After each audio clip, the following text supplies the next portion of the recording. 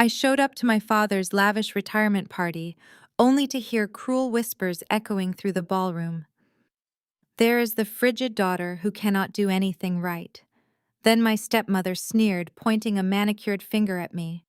Security removed this useless woman. I left silently and moved $19 million into a blind trust. Within minutes, I had 76 missed calls, and they were violently pounding on my front door. My name is Zuri. I am 32 years old, and today I finally ended my family's reign of terror. Before I continue this story, let me know where you are watching from in the comments below. Hit like and subscribe if you have ever had to stand up to toxic family members who completely underestimated your worth. The heavy oak doors slammed shut behind me, cutting off the string quartet and the judgmental whispers of the Atlanta elite. The humid Georgia night air hit my face, but I felt nothing except a sharp, icy clarity. I walked past the row of parked Mercedes and Bentleys until I reached my faded silver Honda Civic, parked deliberately near the employee exit. It was the perfect camouflage. My family looked at this car and saw a struggling college dropout. They saw a woman who could not afford the country club valet fees or the expensive maintenance of a luxury vehicle. They had no idea I bought this exact car specifically, so they would never ask questions about my life or my finances. I slid into the driver's seat and locked the doors. The interior of the car was starkly different from the battered exterior. I pulled a sleek matte black military-grade laptop from my duffel bag and rested it on the steering wheel. A biometric scanner read my fingerprint, and the screen illuminated my face with a harsh blue light. "Welcome back, Founder." The text flashed across the screen. I typed in a command line, pulling up the master dashboard for Aegis Protocol. This was the exact cybersecurity software that my father Elias praised so highly in his banking board meetings. It was the impenetrable digital fortress that protected his entire financial empire and secured my brother-in-law, Trent's high-stakes investment firm. My father thought he was leasing this software from a faceless tech conglomerate out in Silicon Valley. He never bothered to look at the name on the original patent. He never realized that the useless daughter he just publicly humiliated was the sole architect holding the master keys to his entire legacy. My fingers flew across the keyboard, bypassing the standard security gateways that I had personally designed. First, I opened the personal financial terminal. I navigated to the offshore holding account that my grandmother had established 12 years ago. She had known Elias was reckless with power. She had seen how he bowed to the altar of country club status over his own flesh and blood, prioritizing appearance over genuine family loyalty. That was exactly why she bypassed him completely in her will. The screen displayed the current balance: $19,400,000. For 5 long years, I had let that money sit untouched while I built my own company from scratch. I had wanted to earn my place at their table organically. I had wanted my father to look at me the way he looked at my sister Sierra, with pride instead of disdain. Tonight proved that would never happen, no matter how hard I tried to gain his approval. I initiated a new protocol: transfer full balance, destination account, blind LLC, purpose asset protection. I hit the enter key and watched the progress bar hit 100%. The money vanished from their institutional oversight, entering an impenetrable private trust that I solely controlled. But the money was only the beginning. Trent had always assumed his skin color and his business degree made him untouchable in our family. He had no idea his entire career rested in the palm of my hand. His smug face flashed in my mind. I remembered the way he deliberately tossed that red wine on me, the way he mocked my clearance rack dress while standing on a stage funded by my family's heritage. I opened the vendor portal for Aegis Protocol. I highlighted the master contract tied to my father's bank and Trent's brokerage firm. The system asked for a reason for termination. I typed 3 simple words: breach of conduct. I initiated the master kill switch. A cascade of red warning alerts flooded my screen as the global servers severed their connection to my father's bank. In an instant, their digital vaults locked down. Trading floors would freeze. Margin calls would trigger automatically without my software there to artificially stabilize their over-leveraged accounts. I knew exactly what would happen when the markets opened in the morning. Their entire financial ecosystem would grind to a dead halt, exposing every single bad trade Trent had ever made. I closed the laptop and the blue light faded, plunging the car back into total darkness. I drove back to my modest apartment complex, the quiet hum of the engine matching the steady rhythm of my heartbeat. When I walked through my front door, I peeled off the wine-soaked dress and threw it directly into the trash can without a second thought. I took a long, hot shower, washing away the scent of the country club, the smell of expensive perfume, and the lingering residue of their judgment. I put on an oversized cotton shirt, crawled into my bed, and pulled the heavy comforter up to my chin. For the first time in 10 years, I did not worry about checking my email to see if my father needed emergency tech support for his server crashes. I did not monitor Trent's erratic trading algorithms to silently fix his mistakes before the federal auditors noticed. I closed my eyes and fell into the most peaceful, uninterrupted sleep I had experienced since childhood. The peace did not last. I jolted awake to a harsh buzzing sound vibrating against the wooden nightstand.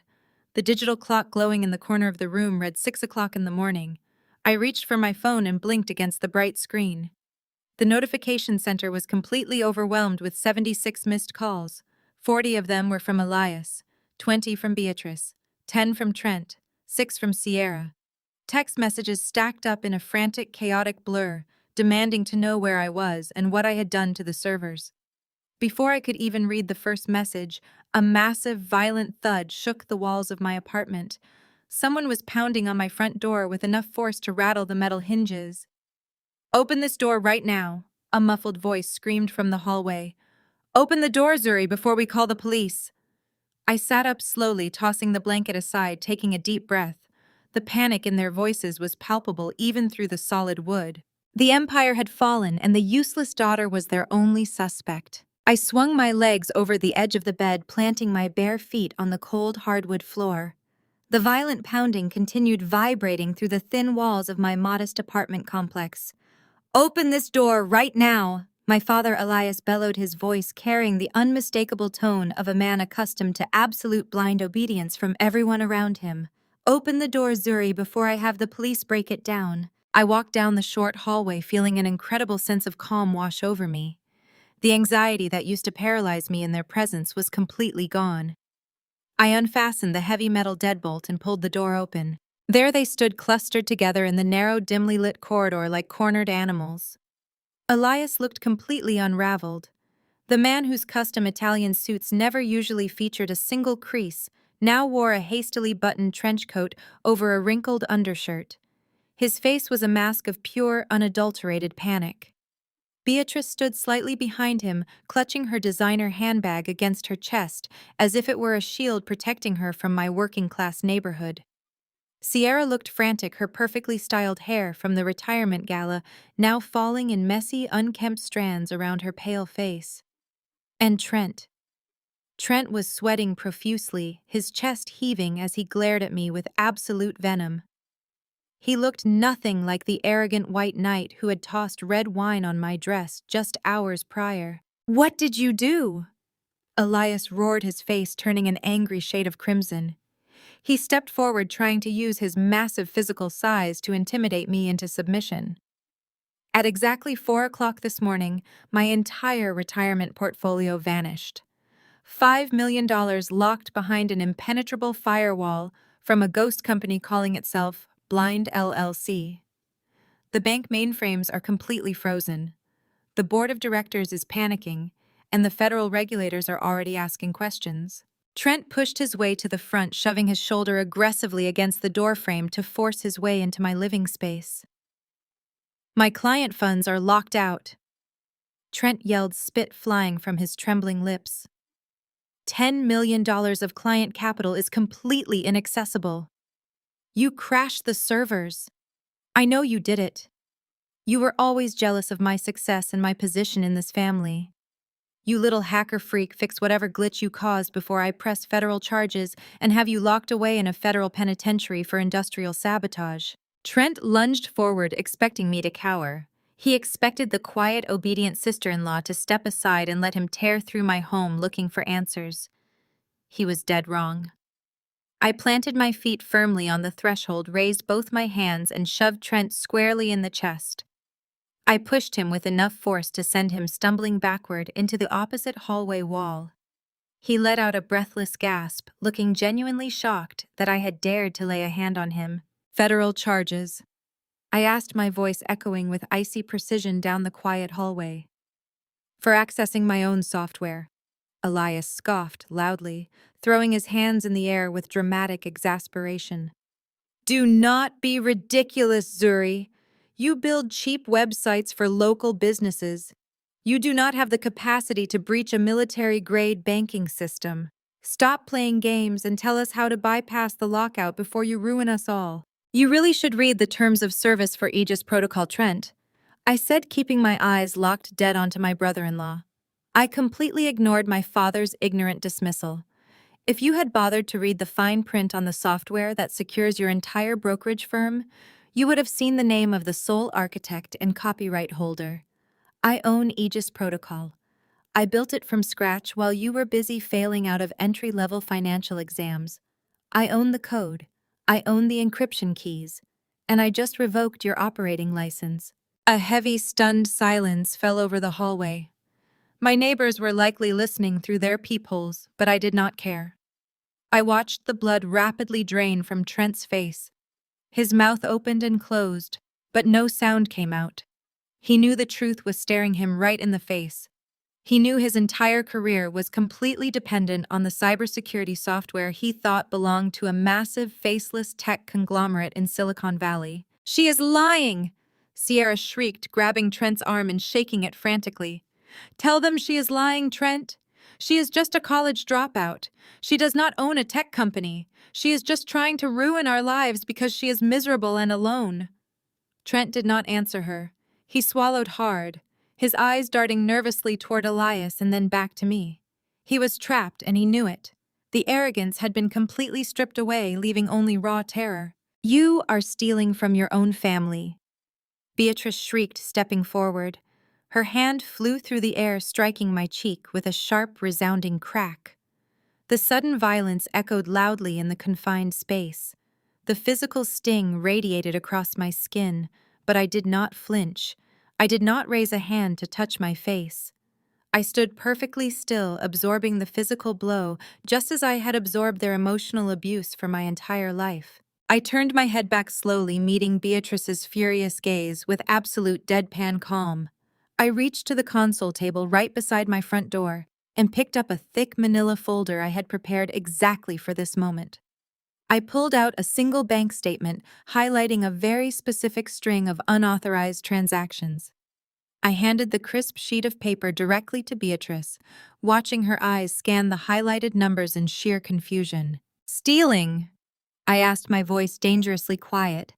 Ask Trent how he used my forged signature to leverage grandmother's estate for his failing crypto investments. Sierra snatched the bank statement right out of Beatrice's trembling hands.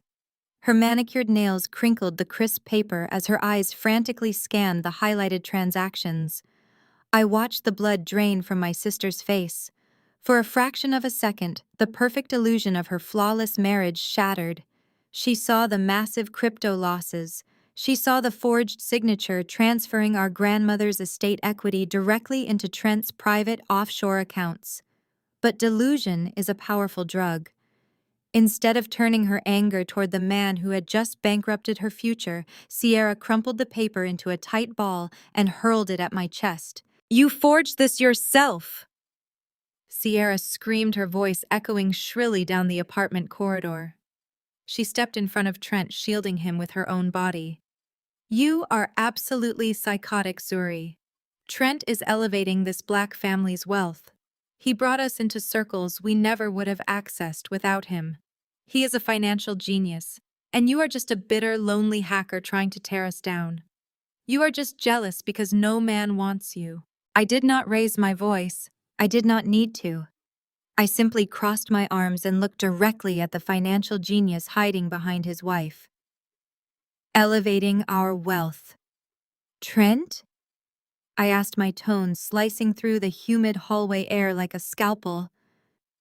Is that what you call sinking $4 million into a fraudulent crypto exchange last November? Or maybe you are referring to the commercial real estate derivatives you aggressively shorted in January, resulting in a margin call you could not afford to pay. Trent opened his mouth to speak, but he was breathing too heavily to form a coherent sentence. He looked like a trapped animal. The arrogant sneer from the retirement gala was completely gone. Let us talk about how you covered those massive losses, Trent. I continued, taking one deliberate step forward. You realized you were going underwater, so you used your executive access at my father's bank to quietly divert reserve capital into your failing personal portfolios. You created shell companies to hide the bleeding. You siphoned millions of dollars from the very institution your father-in-law spent 30 years building. And when that still was not enough, you forged my signature to leverage the final unencumbered asset this family had left: grandmother's estate. That is a complete fabrication. Trent finally choked out, running a shaky hand through his perfectly styled hair. He turned to my father, his eyes wide and pleading. Elias, you have to listen to me. This is a complex algorithmic trading strategy. The market volatility required temporary liquidity reallocation. It is standard Wall Street protocol. Zuri does not understand high-level institutional finance. She is twisting standard operating procedures to make me look guilty. He used every corporate buzzword he could muster, hoping to blind my family with jargon. And exactly as I predicted, my father took the bait. Elias pushed past Beatrice and stood shoulder to shoulder with Trent. He puffed out his chest, looking down at me with the same contempt he had shown me since childhood. Elias refused to believe the truth staring him right in the face. His massive, fragile ego simply could not process it. He had spent years bragging to his country club friends about his brilliant white Wall Street prodigy son-in-law. He had handed Trent the keys to our family kingdom because Trent represented the ultimate status symbol. Accepting that Trent was a common con artist meant accepting that Elias himself had been played for an absolute fool, and Elias would rather destroy his own flesh and blood than admit he was wrong. You have completely lost your mind, Zuri. Elias growled, pointing a thick finger inches from my nose. You have suffered a total psychotic break. You hack into my bank systems, you freeze legitimate client funds, and now you are fabricating insane conspiracy theories about a man who has done nothing but try to help this family. You are deeply mentally ill. I stared at the man who was supposed to protect me. You are defending the man who is actively robbing you, Dad. I am protecting my family from a lunatic, Elias shouted, his face turning a dangerous shade of red. You think you have won because you locked us out of some computer servers. You think you hold the cards now. You are wrong. You have always been a massive failure, Zuri. I will call my legal team right now. I will have a judge declare you mentally incompetent before the sun goes down. I will have you committed to a psychiatric ward, and I will seize every single asset you possess. Your little software company and whatever money you stole from your grandmother's trust belongs to this family. We will take it all, and we will leave you with absolutely nothing. Beatrice nodded vigorously in agreement, stepping up beside her husband. We will ruin you, Zuri. She hissed, her eyes narrowing with malicious intent. You will be locked away, and no one will ever believe a word you say. I looked at the four of them standing together in the hallway of my apartment building. They were a unified front of toxicity, willing to destroy my entire life just to protect a pleasant lie. They expected me to beg for their mercy. They expected me to panic at the threat of legal action and psychiatric holds. They expected the old Zuri who desperately craved their validation to surrender the encryption keys and apologize for causing a scene. Instead, I let a slow, dark smirk spread across my face. I reached into the pocket of my sweatpants and pulled out my phone, tapping the screen once to illuminate the digital clock. You can try Dad, I said, my voice dropping to a low, deadly whisper that finally made Elias falter. You can call every expensive lawyer in Atlanta. You can try to have me committed, but I would hurry if I were you. I took a step back into my apartment and placed my hand on the doorknob. You have a board of directors meeting in exactly 1 hour. I continued watching the confusion wash over my father's angry face. And the federal auditors just received a very detailed anonymous tip regarding Trent's margin calls and your missing reserve capital. You might want to skip the lawyer and call a bail bondsman instead. Elias did not call a bail bondsman, he called his driver. Less than 20 minutes later, his black executive town car swerved violently into the VIP parking garage of the downtown Atlanta bank headquarters. Trent was sweating completely through his custom-tailored dress shirt. His hands shook uncontrollably as he rapidly typed on his phone, trying desperately to reach any of his shady offshore contacts. In the private glass elevator shooting up to the 50th floor, Elias grabbed Trent by the collar. He shoved the younger man against the mirrored wall, his breath hot and angry. Elias hissed that they were going to spin this entire disaster.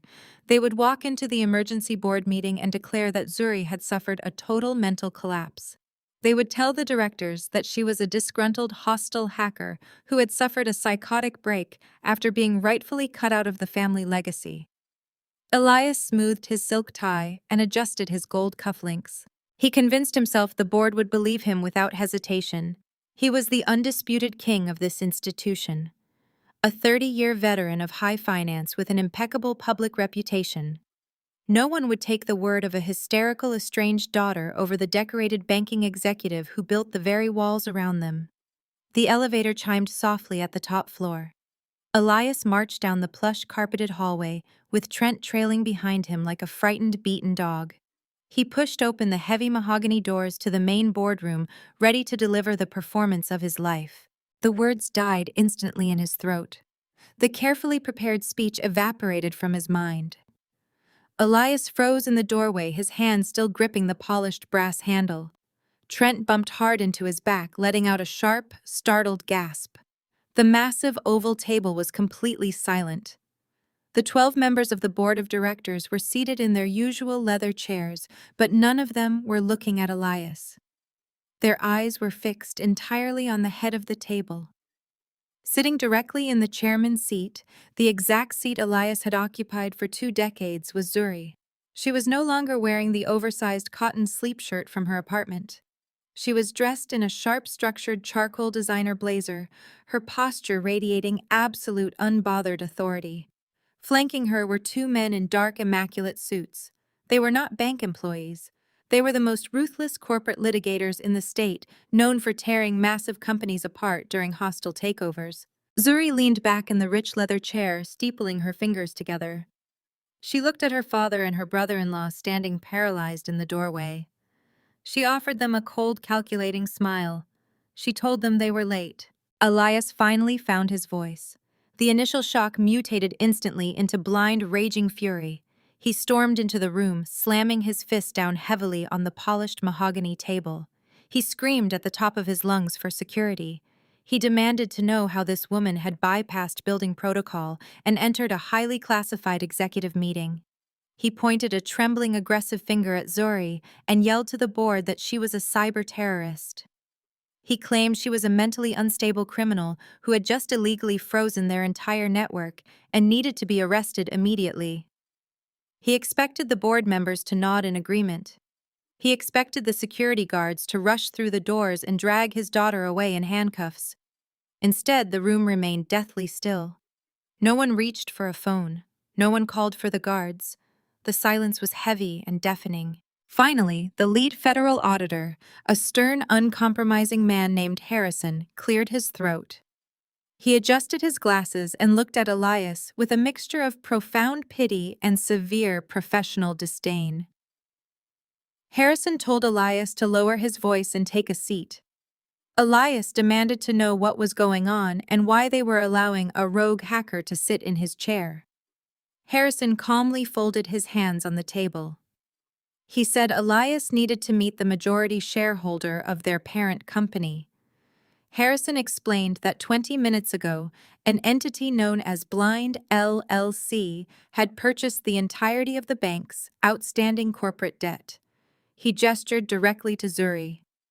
Harrison stated clearly and firmly that the woman sitting in the chairman's seat was not a hacker or an IT dropout. She was the sole creator and owner of Aegis Protocol, the very software their entire institution relied on to survive. She owned the debt. She owned the software. And as of this morning, she effectively owned the bank. Trent stumbled forward, his face practically gray. He realized the sheer magnitude of the corner they were backed into. His fake charm kicked into overdrive, a desperate survival mechanism he had relied on his entire life to get out of trouble. He placed his hands flat on the table and forced a hollow, completely unnatural laugh. He told the board that this was all a massive misunderstanding between emotional family members. He used every piece of empty corporate jargon he could recall to sound intelligent. He talked about dynamic market shifts, algorithmic restructuring, and temporary liquidity reallocations. He promised Zuri and the board that his trading strategy was fundamentally sound, despite the temporary setbacks. He swore he could leverage new crypto assets to unfreeze the client capital and restore total synergy to their portfolios if they just gave him 24 hours to run a diagnostic calibration. He flashed his signature white knight smile, begging for a chance to synergize their assets and elevate their wealth. Zuri did not smile back. She did not entertain a single second of his desperate corporate word salad. She reached into her leather briefcase and pulled out a thick, heavy red folder. She slammed it down onto the center of the mahogany table. The sharp crack echoed like a gunshot through the massive room, silencing Trent instantly. She leaned forward, her dark eyes locked onto his terrified face. "Save it, Trent," she said, her voice dropping to a low register that commanded absolute terrified obedience. "I did not come here to fire you. I came to collect my $19 million. The entire boardroom inhaled sharply in unison. A heavy, suffocating silence fell over the executives seated around the massive oval table. Trent's jaw dropped open, his breath hitching in his throat like a dying fish. Elias gripped the edge of the polished wood so tightly his knuckles turned stark white against his tanned skin. $19 million. Elias repeated the number slowly, as if his brain had short-circuited trying to process the sheer magnitude of the figure. What, $19 million? You do not have that kind of capital, Zuri. You are a glorified IT worker who fixes computers. You are lying. I leaned back in the plush leather chairman seat, steepling my fingers together, and allowed a cold, calculating smile to touch my lips. I gestured smoothly to the lead corporate litigator seated to my right. He reached into his briefcase and produced a thick stack of authenticated financial documents, bound in a heavy leather portfolio. He slid the portfolio across the length of the table until it rested directly in front of my father's trembling hands. "I did not earn that specific $19 million, Elias," I stated, my voice echoing with absolute authority in the cavernous room. "It was given to me. By your mother." When grandmother passed away 12 years ago, she did not just leave behind a few antique brooches and empty sentiment. She left a massive offshore trust. She specifically bypassed you entirely because she knew exactly who you were. She knew you were financially reckless. She watched you obsess over country club status and empty prestige while constantly leveraging real assets to buy temporary power. She knew you would eventually run this entire institution into the ground to protect your own ego. Elias stared down at the notarized documents. His eyes darted frantically across the pages, reading the irrevocable terms of the blind trust. He saw his own mother's authentic signature signing away the family fortune to the daughter he had treated like absolute garbage for 3 decades. The reality of his own mother's ultimate betrayal finally penetrated his thick, arrogant skull. A guttural sound of pure, unhinged rage ripped from his throat. Elias swept his arm violently across the table, knocking the portfolio and several water glasses to the floor with a loud shattering crash. "My mother was an absolute fool to leave that money to a woman."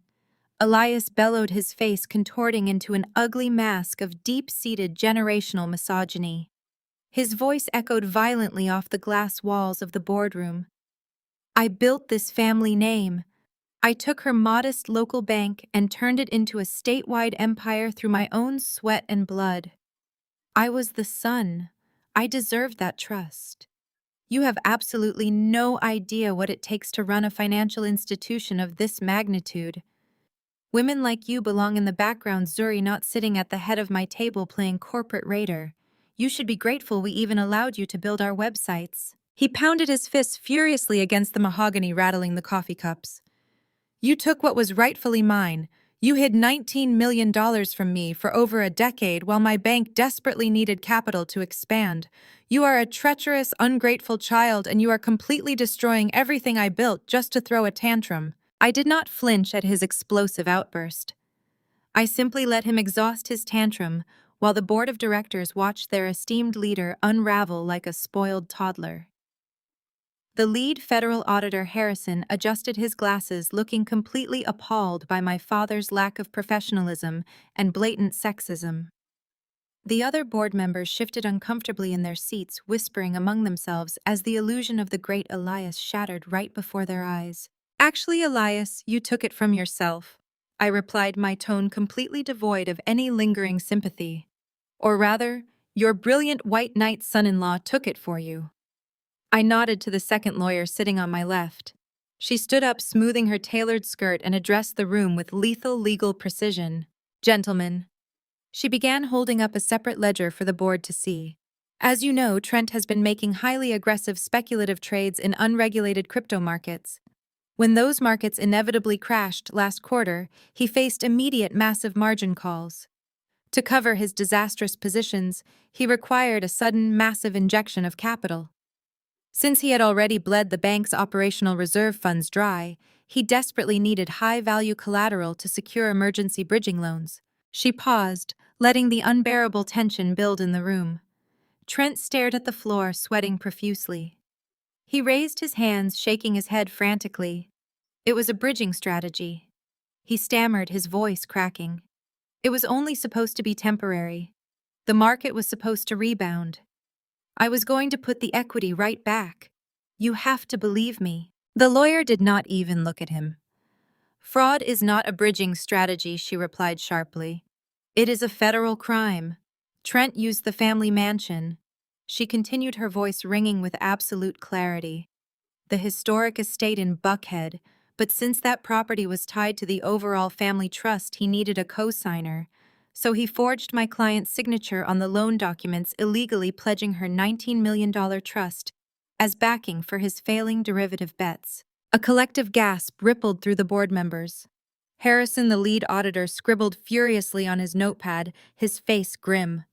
Trent let out a pathetic whimper, sinking lower into his expensive suit as if hoping the floor would swallow him whole. Because I initiated a master kill switch on Aegis protocol this morning, I interjected, cleanly taking control of the room once again. Every single one of Trent's institutional portfolios is completely frozen. The trading algorithms cannot auto-correct. The temporary liquidity he relied on to hide his massive fraud is entirely inaccessible. The external brokerages holding his debt are triggering their default protocols right at this very moment. Elias looked from the lawyer to Trent, his eyes wide with horrified realization. He finally understood the massive, catastrophic crater his golden boy had dug for them. The family mansion, the very symbol of his manufactured prestige, the home where he hosted his lavish galas, was entirely on the chopping block. All because he trusted a con artist in a custom suit over his own blood. Because the collateral was fraudulently obtained using my forged signature, my legal team has successfully severed my trust from his toxic margin accounts. I continued, standing up slowly from the leather chair. I rested my palms flat on the wood, leaning in to ensure my father heard every single syllable. The bank holding the margin debt is demanding immediate payment in full. And since I now hold the majority of this institution's outstanding debt, I have assumed total control of those collections. I looked directly into my father's terrified, bloodshot eyes, watching his empire crumble to dust. You have exactly 48 hours to produce $19 million in cash, Elias, or I am foreclosing on the family mansion. I did not wait for a response. The sheer absolute terror in my father's eyes was all the confirmation I needed. I turned on my heel and walked out of the boardroom, my two lawyers flanking me like a Praetorian guard. Behind the heavy mahogany doors, I could hear the muffled sounds of Elias hyperventilating and Trent practically sobbing. The financial chokehold was locked securely in place. They had no legal recourse. They had no liquid capital. They had absolutely nothing left to fight me with in a courtroom or a boardroom. But I had severely underestimated the venomous ingenuity of the women in my family. Elias and Trent fought their battles with bank accounts leverage and margin calls. Beatrice and Sierra fought with reputations, gossip, and social capital. When my mother and sister realized they could not beat me with high-priced corporate lawyers, they pivoted immediately to the only weapon they had left in their arsenal. They mobilized the congregation of Mount Zion Fellowship. Mount Zion was not just a place of worship. It was the absolute epicenter of Black elite society in Atlanta. It was a sprawling megachurch where multi-million-dollar real estate deals were quietly struck in the vestibule, and where strict social hierarchies were ruthlessly enforced from the velvet-cushioned pews. My mother was the undisputed queen of the prominent ladies' auxiliary. She sat in the front row every Sunday wearing oversized designer hats, wielding her influence like a heavily jeweled broadsword. By 6 o'clock that evening, my phone began to vibrate violently against my kitchen counter. It did not stop. The screen lit up with a relentless, blinding barrage of notifications. The flying monkeys had been officially deployed. I picked up the device and watched the pure hatred pour in. Aunt Vivian sent a massive paragraph calling me a wicked Jezebel spirit who was trying to destroy the house my father had built. Deacon Marcus texted that I was a traitor to my race for tearing down a successful Black family out of sheer bitter jealousy. Elder Thomas left a scathing voicemail condemning me to hell for putting my elderly parents and my innocent newborn nephew out on the freezing street. The narrative Beatrice had spun was nothing short of a theatrical masterpiece. She had completely omitted Trent's multi-million-dollar crypto fraud. She conveniently left out the forged signatures and the stolen reserve capital. Instead, she painted a tragic, weeping portrait of a bitter, lonely daughter who had used dark web hacking skills to steal the family fortune out of pure spite. Sierra immediately amplified the lie across every social media platform she had access to. She posted tearful videos sitting in her pristine designer nursery, holding her baby tightly against her chest. She cried to her thousands of followers without shedding a single actual tear, claiming I was a monster trying to render her newborn child homeless. The comments section was a terrifying echo chamber of community outrage. People I had known since Sunday school were calling for my immediate arrest and total social excommunication. The next morning, the campaign escalated from digital harassment to a fully orchestrated public spectacle. A mass email went out to the entire Mount Zion congregation directory. I received a forwarded copy from an anonymous blank email address. The subject line read, "Urgent prayer vigil for our troubled daughter." Beatrice had invited over 2,000 people to a special Sunday evening service. The email detailed how the family was under heavy spiritual attack from a daughter who had lost her mind to greed and secular corruption. She asked the community to gather fast and pray the demons out of me. It was a calculated, ruthless power play. Beatrice fully intended to socially obliterate me. She believed that if the entire Atlanta elite turned their backs on me, the sheer crushing weight of public humiliation would force me to drop the foreclosure and surrender the $19 million. She thought I was still the fragile, insecure girl who desperately needed their validation to survive. She was dead wrong. I was pouring myself a cup of black coffee when my phone chimed with a single encrypted text message. It was not from a hateful aunt or a judgmental deacon. It was from Chloe. She was the young administrative assistant at Mount Zion who handled the church accounting. Chloe had always been quiet, observant, and entirely invisible to wealthy, arrogant women like my mother. But Chloe saw absolutely everything. The message contained a short audio file and a single line of text. "You need to hear this before Sunday." I hit play. The audio was slightly muffled, clearly recorded on a phone tucked discreetly into a pocket, but the voices were unmistakable. It was Beatrice and the senior pastor speaking privately in his back office. I listened as my mother weaponized her fake tears, crying hysterically about the imminent unjust loss of the historic family estate. Then came the true sinister purpose of the prayer vigil. Beatrice was not just looking for spiritual support or social warfare. She was orchestrating a massive financial shakedown. I heard her smooth, calculated voice suggest a special love offering during the vigil. She asked the pastor to leverage the congregation's loyalty to raise $500,000 in emergency cash to help save the family heritage from my supposed extortion. She was going to fleece her own friends, her own church family, to quietly bail out a portion of Trent's fraudulent margin calls. I paused the recording and took a slow, deliberate sip of my coffee. A cold, sharp smile spread across my face. Beatrice wanted a massive public spectacle. She wanted a captive audience of 2,000 people to witness the ultimate showdown between the righteous, perfect family and the wicked, treacherous daughter. I walked into my bedroom, opened my closet, and reached for my sharpest tailored crimson dress. She was going to get exactly what she wanted. I was going to church on Sunday. Mount Zion Fellowship was packed to its gilded rafters. The megachurch was an architectural marvel of stained glass and vaulted ceilings designed to showcase immense wealth just as much as faith. I pushed open the heavy oak double doors and stepped into the sanctuary. I was not wearing the faded clearance rack dress I had worn to my mother's agonizing family dinner. I was wearing a razor-sharp, custom-tailored crimson designer suit. It fit me like armor, and the bright, bloody color practically screamed absolute defiance against the sea of muted Sunday pastels. As I walked down the plush carpet of the center aisle, the reaction was immediate and visceral. The massive sanctuary fell into a stunned, hushed silence that quickly mutated into deafening, frantic whispers. I could feel thousands of judgmental eyes burning into my back. The elite congregation was buzzing with toxic gossip. I kept my posture rigidly straight, radiating total unbothered authority as I claimed an empty seat in the third row. My phone vibrated continuously in my pocket, a phantom reminder of the digital warfare I had endured for the last 48 hours. My inbox was completely flooded with messages from aunts, uncles, and church elders who had known me since Sunday school.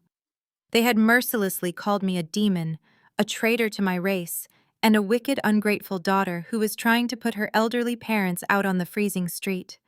I ignored the glaring stares from the velvet pews around me, crossing my legs and waiting for the theatrical performance to begin. The service flowed through its usual wealthy pageantry until the senior pastor solemnly announced a special moment of intercession for a founding family. My mother Beatrice stepped up to the massive acrylic pulpit. She was dressed in an immaculate morning black suit, wearing a wide-brimmed fascinator that elegantly shadowed her eyes. She gripped the edges of the podium and let out a flawless, perfectly calibrated sob. The performance was undeniably Oscar-worthy. Beatrice raised a delicate lace handkerchief to her eyes, weeping openly before the massive congregation. She spoke into the microphone, her voice trembling with manufactured heartbreak and calculated exhaustion. She told the thousands of wealthy parishioners that her family was under a vicious spiritual attack. She claimed that I, her own flesh and blood, had completely lost my mind to secular corruption. She spun a terrifying, completely fabricated web of lies, warning the church that I was being manipulated by the devil himself to destroy our generational wealth out of pure wicked spite. Beatrice cried out that dark forces had taken over my soul, blinding me to the love of my family. Then came the pivot. With fresh tears streaming down her face, she begged the congregation to open their hearts and their wallets. She initiated a special love offering, asking the church to raise $500,000 in emergency cash to save the historic family home from my supposed demonic extortion. The sanctuary erupted in a chorus of sympathetic amens and raised hands.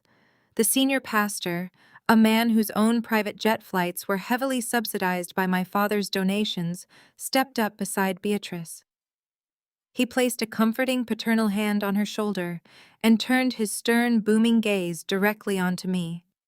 The giant digital screens above the choir instantly cut to a live camera feed of my face. The pastor gripped the microphone and commanded me to come forward. His voice echoed like thunder, demanding that I approach the altar, repent for my wicked actions, and seek immediate forgiveness from the loving, devoted family I was trying to destroy. At his command, Trent and Sierra stepped out from the front row and joined my mother at the altar.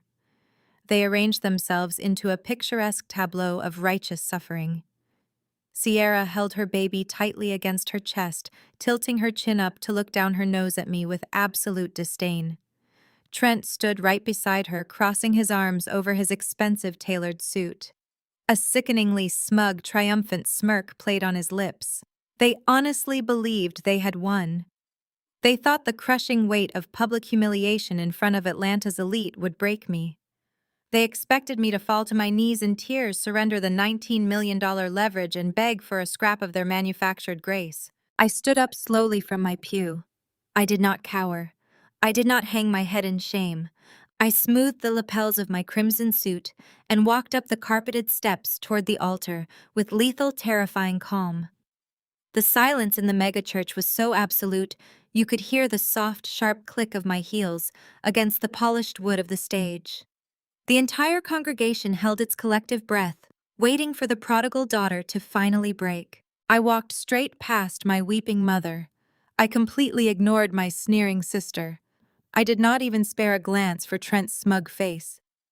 I walked directly toward the edge of the stage where Marcus, the lead audio-visual technician, was standing by the monitor racks. I had wired Marcus $10,000 late last night to ensure he would ignore every single one of the pastor's desperate emergency cues. I reached into my pocket, pulled out a sleek silver flash drive, and pressed it firmly into his waiting hand. Marcus gave me a single imperceptible nod and immediately plugged the drive into the main broadcast server, overriding the church network. I turned around, grabbed the microphone from the pastor's stunned hands, and faced the massive congregation. "I am not here to repent," I stated, my voice ringing out crystal clear and echoing off the vaulted ceilings. "I am here to show you where your tithes actually went." The massive digital screen suspended above the choir loft flickered for a fraction of a second. My face vanished from the displays, replaced instantly by a series of crisp, high-definition financial documents. The font was massive, undeniable, and brilliantly illuminated for every single member of the 2,000-person congregation to read. The bright white glow of the screens washed over the stunned faces in the pews, reflecting off the stained glass windows lining the sanctuary walls. These were not just the internal ledgers of my father's bank. These were highly classified offshore banking records. They were wire transfer receipts, shell company registrations, and desperate margin call notices. The sheer volume of data scrolling across the screens was overwhelming, but I had specifically highlighted the most damning sections in bright fluorescent yellow. "Look closely at the screen behind me," I instructed, my voice cutting cleanly through the rising murmur of the bewildered crowd. "What you are seeing is the primary holding account for Mount Zion Fellowship. Specifically, the $500,000 building fund this congregation raised last year. The fund meant for the new community youth center in the South Side. The fund you all sacrificed your hard-earned money to build." I paced slowly across the wide carpeted stage, holding the microphone with a steady iron grip. I pointed up at the first highlighted document. Last November, the church board, under the direct advice of my father Elias, transferred that entire $500,000 fund to a private wealth management firm. That firm is owned and operated entirely by my brother-in-law, Trent. I paused, letting the whispers in the pews swell into a low rumble. You were told this money was being placed in a high-yield conservative municipal bond to protect it against inflation. You were told it would grow safely until construction began. That was a lie. I gestured to Marcus in the sound booth.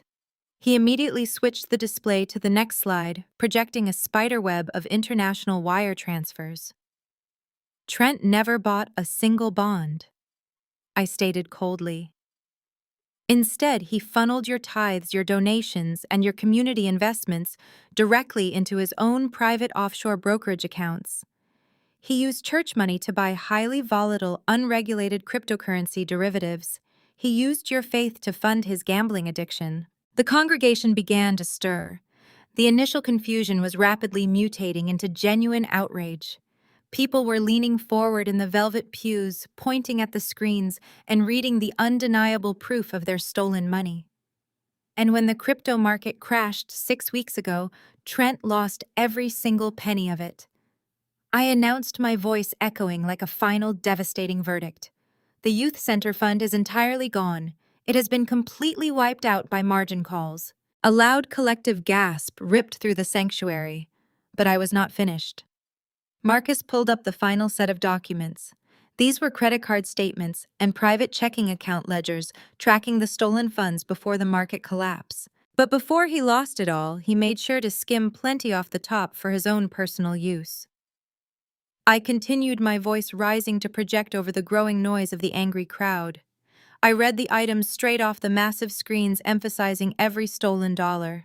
$30,000 wired to a luxury travel concierge for a 2-week vacation in a private overwater villa in the Maldives.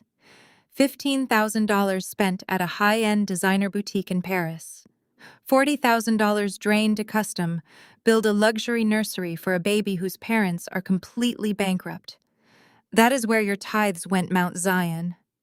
I said, lowering the microphone slightly. They did not go to God. They went to fund Sierra and Trent's manufactured social media lifestyle. The reaction was instantaneous and explosive. The megachurch descended into absolute unmitigated chaos. The polite, wealthy decorum of the Atlanta elite shattered completely, replaced by a raw, visceral roar of betrayal. Parishioners leaped to their feet, shouting in fury, waving their Sunday programs in the air. The very same deacons and elders who had flooded my phone with hateful messages just 24 hours prior were now turning their wrath directly onto the stage. Elder Thomas stood up in the second row, his face purple with rage, pointing an accusing, furious finger directly at Elias. Deacon Marcus was yelling over the noise, demanding immediate answers about the missing building fund. The very people my parents had manipulated to destroy me were now realizing they were the actual victims of this massive financial fraud. Elias stood frozen at the altar, his pristine reputation crumbling into dust right before his eyes. The undisputed king of Atlanta high finance was reduced to a trembling hollow shell. He looked physically ill, his hands shaking uncontrollably, as he realized he had just lost the one thing he valued more than money. The impenetrable fortress of his social power was dead, and he was completely exposed to the wolves he had invited into the sanctuary. Beatrice panicked. The flawless performance of the weeping, concerned mother evaporated entirely. She lunged forward, her manicured hands grasping wildly for the microphone I held.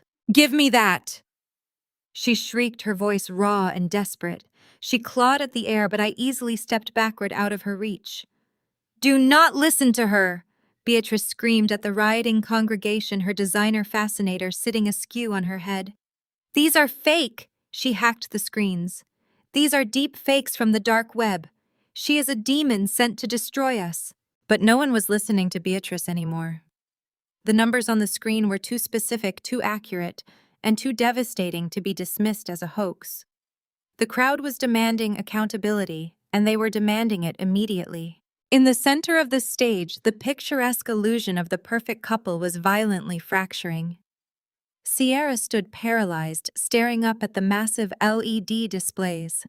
Her eyes scanned the highlighted offshore wire transfers, the crypto liquidation notices, and the credit card receipts from her own lavish vacations. The realization hit her with the force of a freight train.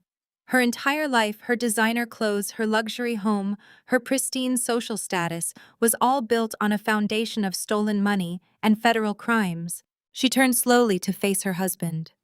The smug, triumphant smirk had been completely wiped from Trent's face. He was pale, sweating profusely, and practically vibrating with absolute terror. He was looking at the side exits, calculating if he could run before the angry congregation stormed the stage. Sierra grabbed his arm, her impeccably manicured nails digging deep into the fabric of his expensive suit. "Trent, tell them she is lying," Sierra demanded, her voice trembling with an edge of pure hysteria. "Tell them where the church's money is." Trent physically backed away from her, his eyes darting frantically around the chaotic sanctuary. He raised his hands in a pathetic defensive gesture, swallowing hard. I can explain. Explain is not a word you use when your offshore accounts are broadcast in high definition across the sanctuary screens. Sierra stared at Trent as the horrifying reality finally crashed through her carefully curated delusions. The devastating math was calculating itself right before her eyes.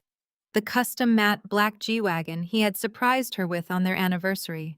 The rare Birkin bags she flaunted at Sunday brunch specifically to make the other pastor wives jealous. Her entire identity as the superior, successful golden daughter. None of it was real. It was all a breathtaking illusion funded entirely by blood money. Trent had not built a financial empire. He was a corporate parasite. He had bled her father's bank dry. He had stolen the youth center funds from the very people standing in the pews behind them. He had attempted to illegally seize Zurich's $19 million trust fund just to cover his reckless, catastrophic gambling losses. Sierra realized with sickening clarity that her entire elite lifestyle was built on her husband's desperate theft. The hysterical panic in Sierra's eyes hardened into pure violent clarity. She did not scream or cry. She planted her designer heels firmly on the carpeted stage, drew her arm back, and delivered a staggering, open-handed slap directly across Trent's face. The sharp crack of the impact echoed like a gunshot through the microphone system, momentarily slicing through the roar of the enraged congregation. Trent stumbled backward, his head snapping to the side. He brought a shaking hand up to his rapidly reddening cheek. When he looked back at Sierra, the pathetic, terrified con artist had completely vanished.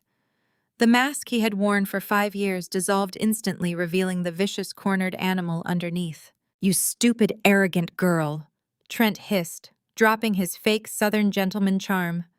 His voice was laced with pure, venomous contempt. He spat a drop of blood onto the pristine altar carpet. "You actually thought this was real. You think I actually wanted you. You were nothing but an easy mark with a rich daddy." Sierra recoiled as if he had physically struck her. Beatrice gasped, covering her mouth in horror. Trent stepped forward, aggressively backing Sierra toward the pulpit. "Do you have any idea how exhausting it was to play the devoted husband to a spoiled, whiny princess?" Trent sneered, his voice carrying over the open microphones. "I only tolerated coming to this glorified gospel club every Sunday because your father was stupid enough to hand me the keys to the vault.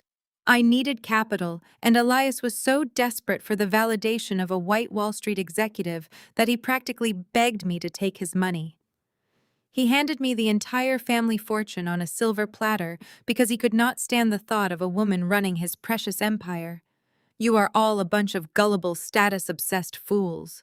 The sheer audacity of his racism and his blatant gold-digging echoed through the megachurch. The congregation went dead silent, paralyzed by the viciousness of the betrayal. Elias heard every single word. The white son-in-law he had championed, the man he had elevated and respected above his own brilliant black daughter, was standing in his church, mocking his family, his intelligence, and his race. The grand illusion of Elias' power and prestige shattered into a million irreparable pieces. Trent had played him perfectly, exploiting his deep-seated, internalized prejudices and his desperate need for corporate validation. Elias had sacrificed his relationship with Zuri to protect a man who viewed him as nothing more than an ignorant mark. The realization broke something fundamental inside the aging patriarch. A raw, guttural roar ripped from Elias' throat. He lunged blindly across the stage, his fists clenched, rushing the younger man with the fury of a king watching his empire burn to ash. Elias tackled Trent, sending them both crashing violently into the massive floral arrangements flanking the altar. Vases shattered, sending water and white lilies spilling across the polished wood floor. The congregation erupted into absolute pandemonium. Deacons shouted for order while several men from the front row rushed the stairs to intervene. Beatrice screamed hysterically, grabbing at the air as the two men grappled on the wet floor. Trent was younger and desperate. He scrambled backward, kicking out viciously. His expensive leather shoe caught Elias squarely in the chest. Elias stumbled backward, clutching his ribs. He tried to speak, to command the room as he had done for decades, but the words died in his throat. His face turned an alarming shade of ashen gray. His eyes widened in sudden, agonizing panic. He reached out blindly, grasping at the edge of the acrylic pulpit for support, but his fingers slipped. Elias collapsed heavily onto the church floor, his hands clutching desperately at his chest as he gasped for air that would not come. Trent scrambled to his feet, his suit torn and soaked with flower water. He looked down at the older man, fighting for his life on the carpet. He looked at Sierra, who had frozen in absolute terror, staring at her dying father. He looked at the angry mob of defrauded church members rushing the stage. Trent did not call for help. He did not reach down to assist the man who had given him everything. He simply turned around, grabbed his sleek leather briefcase off the front pew, and sprinted as fast as he could out the side emergency exit of the sanctuary. The heavy oak emergency door slammed shut behind Trent, the resounding thud cutting through the sanctuary's collective panic. Elias was gasping for air on the damp carpet, his hands clutching desperately at his chest. His face had turned a terrifying shade of gray, his eyes wide with the realization of his own mortality. Beatrice was absolutely useless. Instead of dropping to her knees to tend to her dying husband, she collapsed onto the first wooden pew, wailing uncontrollably. She frantically fanned herself with a soaked church program, screaming for the elders to save her social standing. She was entirely oblivious to the man fighting for his life, mere feet away from her designer shoes. She cared more about the whispering congregation than the fact that Elias was suffering a massive cardiac event. I did not panic. I had spent my entire life being the responsible scapegoat, the one designated to clean up the catastrophic messes my family consistently made. I stepped off the stage and walked directly to the head usher. "Call 911 immediately," I commanded, my voice projecting undeniable authority over the screaming crowd.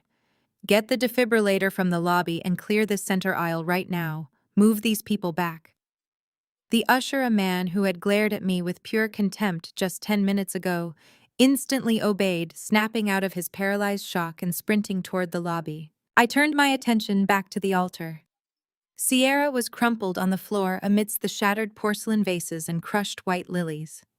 Her expensive silk dress was soaked with stagnant flower water, her perfectly styled hair plastered to her tear-stained face.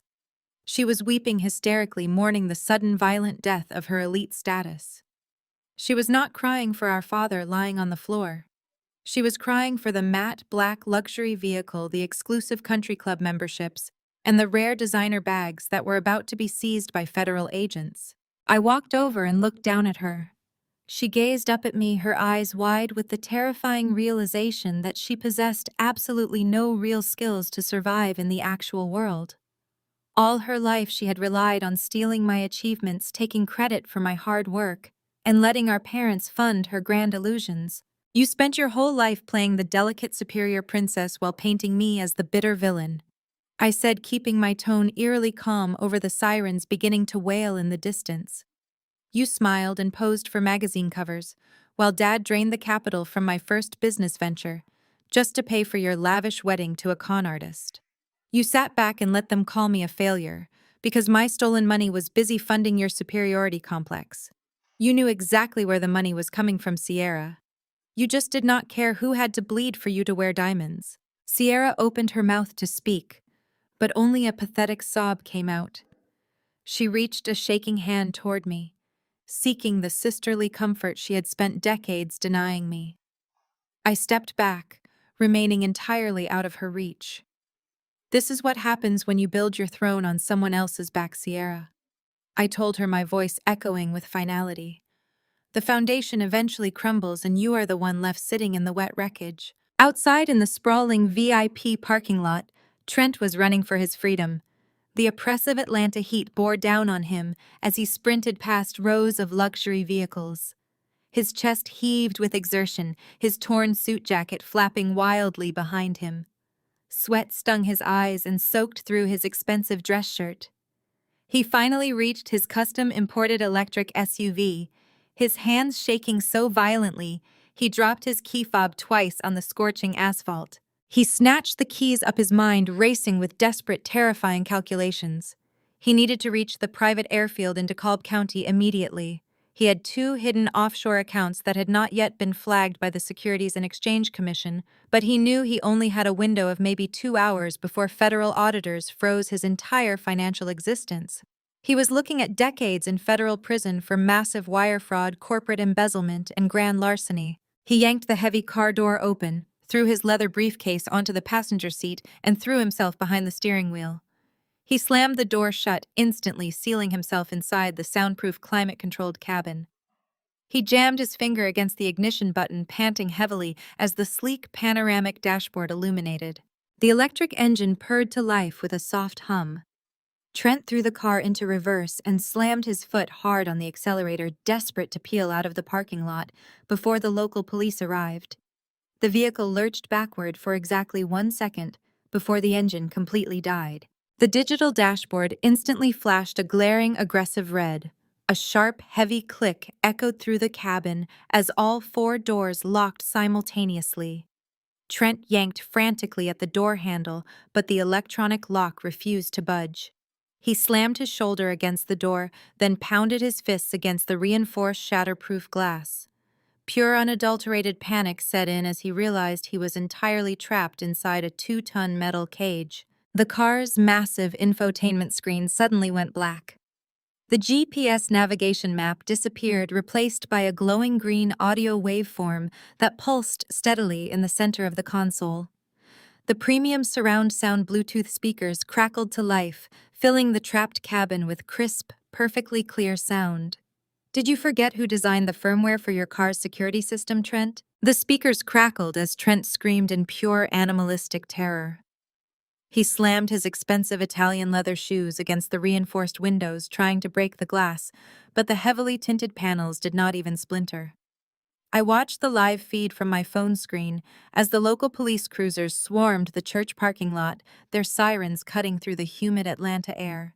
They surrounded his custom vehicle with their weapons drawn, shouting commands he could barely hear through the soundproof glass. I pressed a single button on my interface and the car doors unlocked instantly. The officers dragged Trent out by the collar of his ruined designer suit, slamming him face first onto the burning asphalt. He was sobbing loudly, begging for a lawyer as they slapped the heavy steel cuffs around his wrists. The great financial wizard, the man who had stolen millions and insulted my family, was reduced to a crying, pathetic heap of tailored trash. I ended the remote connection and turned my attention back to the reality I had to manage. I walked into the sterile, glaringly white recovery wing of Atlanta General Hospital. The smell of antiseptic and rubbing alcohol hung heavy in the air. Elias had survived. The doctors classified it as a severe stress-induced myocardial infarction. He was lying in a standard-issue hospital bed connected to a complex web of beeping monitors, looking older and weaker than I had ever seen him. His booming, arrogant presence was completely erased. A hospital administrator wearing a cheap gray suit was standing at the foot of the bed, holding a thick clipboard. He cleared his throat nervously as I stepped into the room. He informed Elias that there was a catastrophic problem with his billing. Elias wheezed, demanding to know what the issue was. The administrator explained with brutal clinical efficiency that his elite corporate medical insurance had been flagged and permanently voided. The premium payments had not been made in over 9 months. Trent had systematically intercepted and embezzled the corporate insurance funds, feeding every single dollar into his offshore crypto gambling accounts. Elias was entirely uninsured. Every single monitor beep, every bag of saline, every minute he spent breathing in that hospital bed was billing directly to his personal accounts. Accounts that were already completely frozen by federal investigators. Elias gasped, clutching the thin hospital blanket. He looked at me, his eyes wide with sheer, unadulterated panic. The patriarch who had prioritized a con artist over his own daughter was now totally financially ruined and reliant on state charity care. He opened his mouth silently, begging me to fix it. I simply stared back at him with absolute freezing indifference, turned on my heel, and walked out of the room. 48 hours later, the legal foreclosure window officially slammed shut. The massive leverage I held over the estate was fully executed. The historic family mansion, the sprawling estate that had served as the ultimate symbol of my parents, Manufactured superiority now belonged entirely to me. I pulled my car into the long, sweeping, circular driveway at exactly noon. I was not arriving alone. Two massive heavy-duty moving trucks idled loudly behind me alongside a marked local sheriff patrol cruiser. The officers stepped out, adjusting their utility belts as we walked up the grand marble front steps. I pushed open the heavy custom mahogany doors and stepped into the cavernous foyer. The house was dead quiet. There were no packed boxes stacked in the hallway. There was no sign of a moving crew hired by my mother. I walked straight into the formal living room and found a scene of absolute staggering delusion. Beatrice was sitting dead center on the antique velvet sofa. She was wearing her absolute best Sunday silk dress, her hair styled into an immaculate updo, her makeup applied flawlessly. A silver bucket sweating with condensation stood beside her, holding a chilled bottle of ridiculously expensive vintage champagne. She was casually sipping from a crystal flute, acting as if she were hosting an exclusive high society garden party. She looked up at me and the sheriff with an expression of aristocratic annoyance. I told her the deadline had expired and the property was legally mine. Beatrice laughed a sharp, brittle, terrifyingly hollow sound. She took another slow sip of champagne and waved her manicured hand at me. "This is my house," she screamed, her voice cracking with sheer hysteria. "I am the first lady of the country club. I am a founding member of this community. You cannot do this." She crossed her arms, digging her heels into the expensive Persian rug, entirely refusing to pack a single box. She honestly believed her social status made her untouchable and that the rules did not apply to her. I looked down at the woman who had spent my entire life calling me a failure. I did not yell. I did not argue. I reached into my leather tote bag and pulled out the crisp, notarized property deed. I handed the sheriff the deed without breaking eye contact with her. She has 10 minutes to vacate, or she leaves in handcuffs. Beatrice sat completely frozen on the velvet sofa. Her manicured fingers gripped the stem of her crystal champagne flute so tightly the glass threatened to shatter. She looked from me to the imposing figure of the sheriff and then burst into a shrill, condescending laugh. "You are bluffing." Beatrice spat, her voice trembling with absolute delusion. "You are trying to scare me. I hosted the mayor in this very room last week. You cannot touch me." I did not say a word. I simply looked at my watch. The sheriff stepped forward, resting his hand on his heavy utility belt. "Ma'am, this property now legally belongs to Missouri. You have exactly 9 minutes to gather your personal necessities. If you do not comply voluntarily, you will be escorted off the premises under arrest for criminal trespassing." The harsh clinical reality of his words finally pierced through her champagne-soaked arrogance. Beatrice leaped to her feet, dropping her crystal flute. It shattered against the hardwood floor, spilling expensive vintage champagne across the priceless Persian rug. She began screaming frantically, hiking up her silk skirt and running toward the grand staircase to salvage her jewelry, her designer clothes, her precious status symbols. But she was too late. I raised my hand, and the moving crew I had hired stepped through the front doors. They did not bring carefully padded wardrobe boxes or delicate wrapping paper. They carried rolls of heavy-duty industrial black garbage bags. "Clear the master suite first," I instructed the foreman, my voice echoing in the cavernous space. "Bag everything." Beatrice shrieked in pure horror as the crew marched upstairs. She tried to physically block them, clawing desperately at a burly mover who easily stepped around her flailing arms. The deputies immediately intervened, grabbing Beatrice by both elbows. They practically carried her down the sweeping marble staircase as she kicked and thrashed wildly. "My Birkins, my Chanel." She sobbed hysterically, completely losing her aristocratic composure.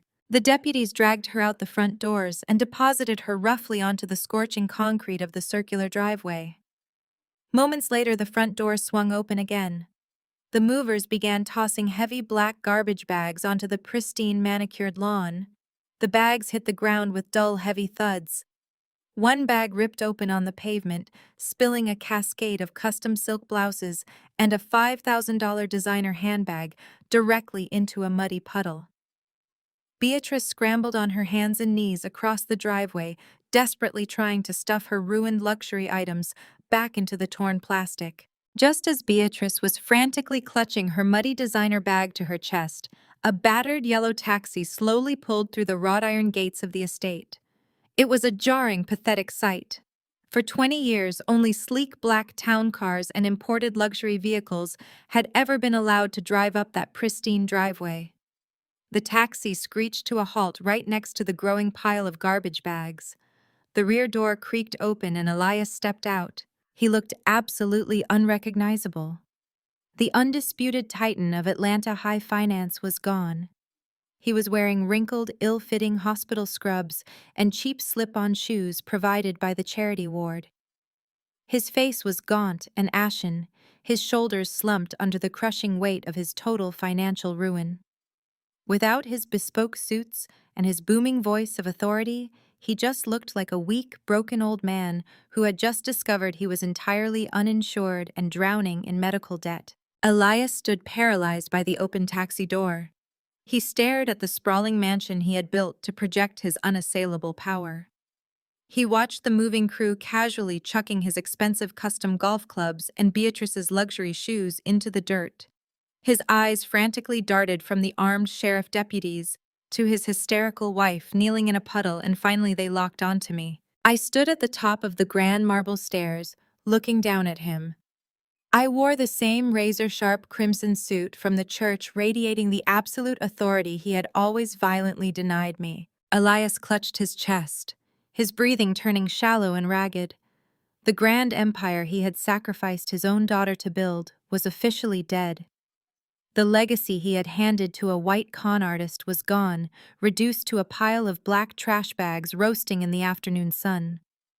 He took a shaky step forward, his mouth opening and closing, but he had absolutely no power left to command anything. Beatrice saw Elias staggering toward the steps. She looked at her husband, the man who had always shielded her from the consequences of her own cruelty, the man who had funded her delusions of grandeur. But seeing him trembling in cheap hospital scrubs, she realized no one was coming to save her. Trent had vanished. Sierra was bankrupt. Elias was powerless. The reality of her utter destitution finally crushed the last remaining shred of her pride. Beatrice scrambled up the marble steps toward me. She did not walk with her usual arrogant country club grace. She crawled. She threw herself entirely onto the ground right at my feet. The woman who had spent my entire childhood telling me my natural hair was unacceptable, who had mocked my business ambitions, who had publicly branded me a demon, was now weeping uncontrollably into the hem of my trousers. She lunged forward, her manicured hands desperately grabbing onto my custom designer shoes. Her grip was tight and frantic. "Please, Zuri, please," Beatrice sobbed, her voice cracking with raw, unadulterated desperation.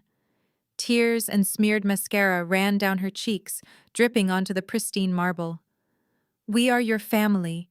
You cannot do this to us. We have absolutely nowhere to go. Your father is sick. We have nothing." I looked down at her hands, clutching my shoes. I did not move. "We will be quiet," Beatrice begged, her voice descending into a pathetic, breathless whine. "We will not bother you. Let us just stay in the gardener's guest house out back." "Please, Zuri. Just the guest house. I cannot sleep on the street. I am your mother." Elias had reached the bottom of the steps. He looked up at me, his eyes brimming with tears, silently reinforcing her humiliating plea. They were completely broken, stripped of their vanity and their wealth, begging for a tiny sliver of mercy from the very daughter they had tried to destroy. I stared down at the two people who had made my life a living hell. I remembered the smirk on Beatrice's face when she humiliated me at that family dinner, telling me I was a failure because I was not married to a wealthy man like Trent. I remembered the cold contempt in Elias' eyes when he handed my business capital over to a con artist simply because Trent was white and wore the right suit. They had expected me to quietly accept my role as the family scapegoat, to absorb their endless abuse so they could maintain their perfect wealthy facade. They had laughed at my pain. I calmly pulled my foot back, forcing Beatrice to release her desperate grip on my shoe. She slumped forward onto the marble, gasping for air. I smoothed the front of my crimson blazer, ensuring not a single crease marred the immaculate fabric. I looked down at her trembling form with absolute freezing detachment. My voice, when I finally spoke, was steady, completely devoid of anger and completely devoid of pity. "I am sorry, Beatrice," I said, letting the silence stretch out for a fraction of a second, so she could hang on to a false sliver of hope. "But there is just not enough space for useless people on my property." Beatrice's scream shattered whatever dignity remained in the humid afternoon air. The deputies did not hesitate or negotiate. They gripped her firmly by the elbows and hauled her upright, dragging her kicking and thrashing across the pristine circular driveway. She cursed my name, her expensive designer heels scraping loudly against the rough asphalt. Her wails meant absolutely nothing here. The moving crew marched relentlessly back and forth through the grand mahogany front doors, entirely indifferent to her status. They tossed heavy black industrial garbage bags onto the perfectly manicured lawn. The dull thuds of the bags hitting the grass served as the perfect soundtrack to the end of an era. One bag tore open upon impact, spilling an avalanche of custom silk blouses and a $5,000 handbag straight into a muddy puddle. Elias stood frozen next to the open door of the battered yellow taxi. The harsh reality of his situation seemed to pin his feet to the ground. He looked at the surrounding chaos, his eyes darting frantically from his hysterical wife to the garbage bags and finally up to me. He limped forward. He wore cheap, thin hospital scrubs that hung loosely off his frail frame, a stark, pathetic contrast to the bespoke Italian suits he used to armor himself in. He gripped the stone banister of the grand staircase, his knuckles turning white as he hauled himself up the first few steps. His breathing was shallow and ragged. The man who had commanded boardrooms and demanded absolute obedience from everyone in his orbit looked utterly defeated. "How did you do this?" Elias asked. His voice was a raspy, broken whisper. It lacked all the booming authority that used to shake the walls of this very estate. He stared at me as if looking at a stranger. "How did you destroy 30 years of my hard work in 48 hours?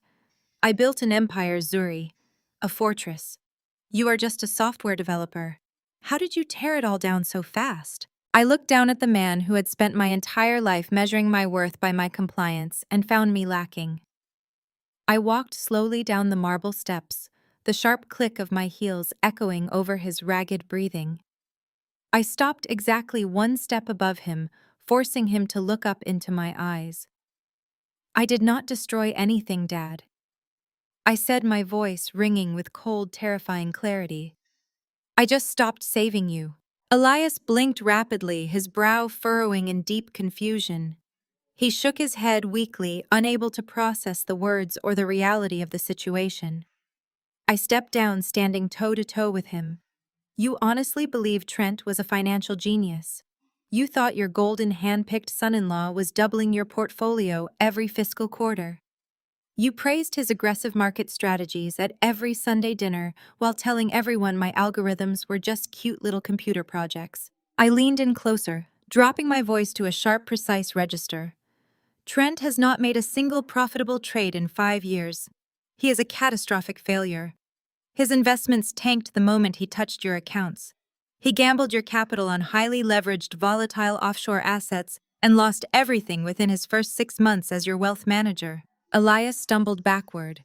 His mouth opened, but no sound came out. The blood drained completely from his already ashen face, leaving him looking like a ghost haunting his own driveway. Then how Elias stammered, his hands shaking violently against the stone railing. "The quarterly reports, the dividends, the bank statements. I saw the returns with my own eyes. I saw the money." "You saw the money I generated for you," I explained, my tone entirely devoid of pity. 5 years ago, I accessed the back end of your portfolio to verify a security flaw. I saw the massive crater Trent had blown through the family fortune. I saw the embezzlement. I saw the bankruptcy looming on the horizon. I knew the shock would kill you, and I desperately, pathetically wanted you to love me. I wanted to be the daughter you valued." I gestured broadly toward the massive estate towering behind me. I used my proprietary trading algorithms to run automated microtransactions across international markets. I funneled the massive profits directly into your accounts through a series of anonymous shell trusts. I covered every single one of Trent's reckless, stupid losses. I paid the mortgage on this mansion. I funded your exclusive country club memberships. I paid for Sierra's ridiculous destination wedding and her custom luxury cars. I kept the entire grand illusion afloat, silently playing the invisible savior, hoping that one day when I finally showed you the truth, you would realize my worth. Elias gasped, his knees visibly buckling under the weight of the revelation.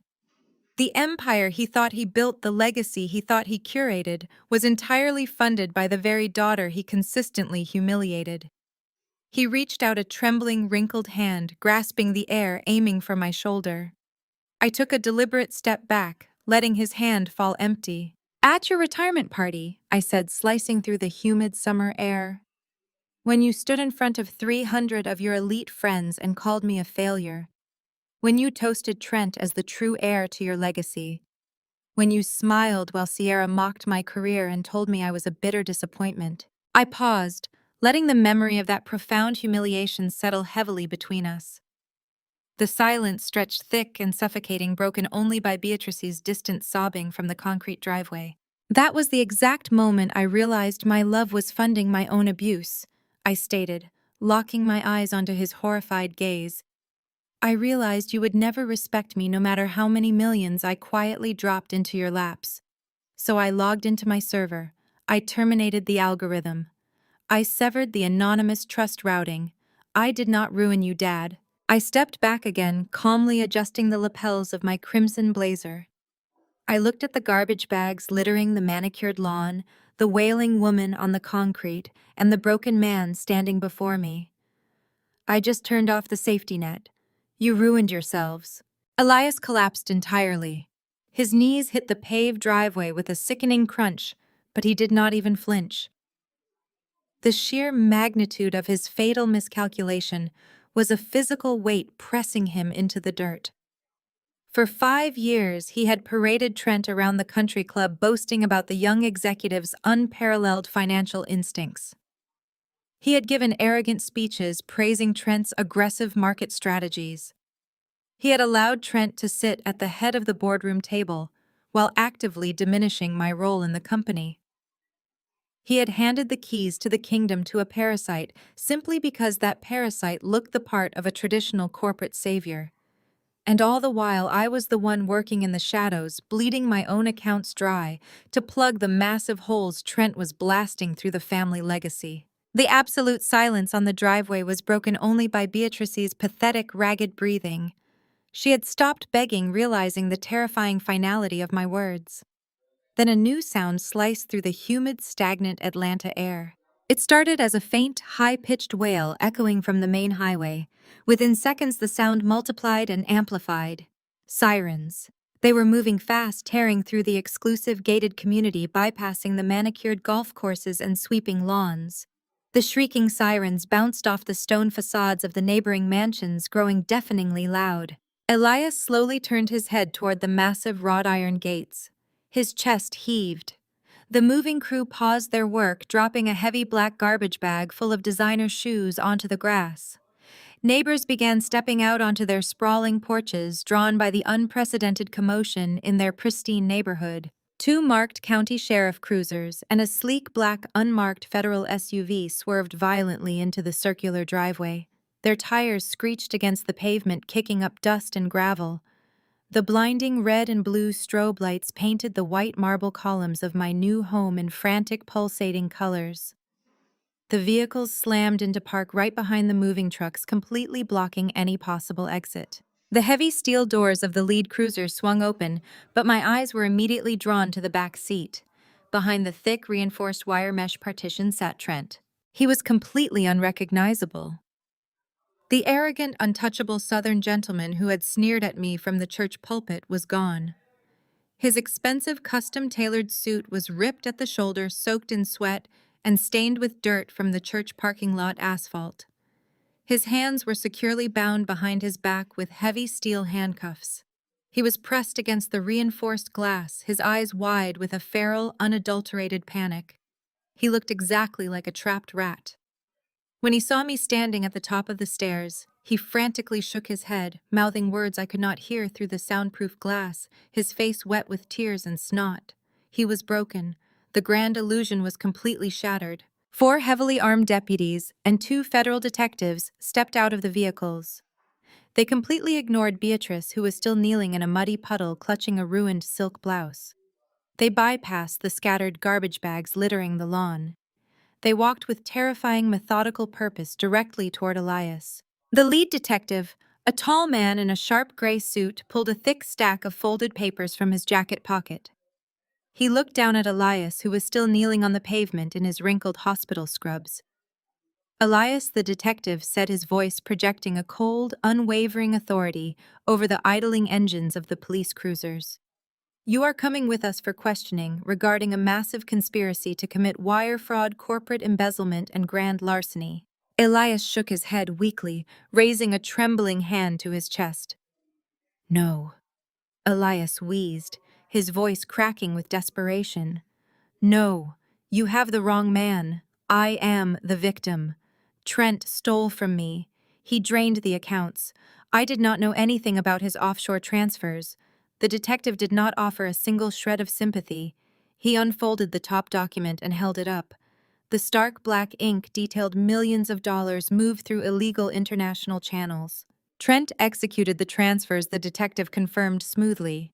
"But your signature is on every single authorization form, Elias. You gave him unrestricted power of attorney.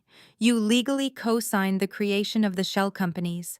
You rubber-stamped every fraudulent tax return for the last 5 years without verifying a single line of data. You enabled the entire operation." The brutal reality of his own negligence finally struck Elias with the force of a freight train. He had been so desperate for the validation of his wealthy peers, so eager to show off his brilliant son-in-law, that he had signed whatever Trent put in front of him. He had bypassed his own legal department. He had ignored the warnings of his compliance officers. He had trusted the con artist, implicitly brushing aside every basic corporate safeguard simply because he liked the way Trent looked in a boardroom. "Stand up," Elias, the detective commanded, gesturing for 2 deputies to step forward. "You have the right to remain silent. Anything you say can and will be used against you in a court of law." The deputies hauled Elias to his feet. They pulled his arms behind his back. The sharp metallic click of the handcuffs locking around his wrists echoed across the driveway, finalizing his absolute ruin. Beatrice wailed, covering her face with her hands, unable to watch the destruction of her perfect social standing. Elias did not fight them. He did not yell or demand to call the mayor. He simply turned his head and looked up the marble steps at me.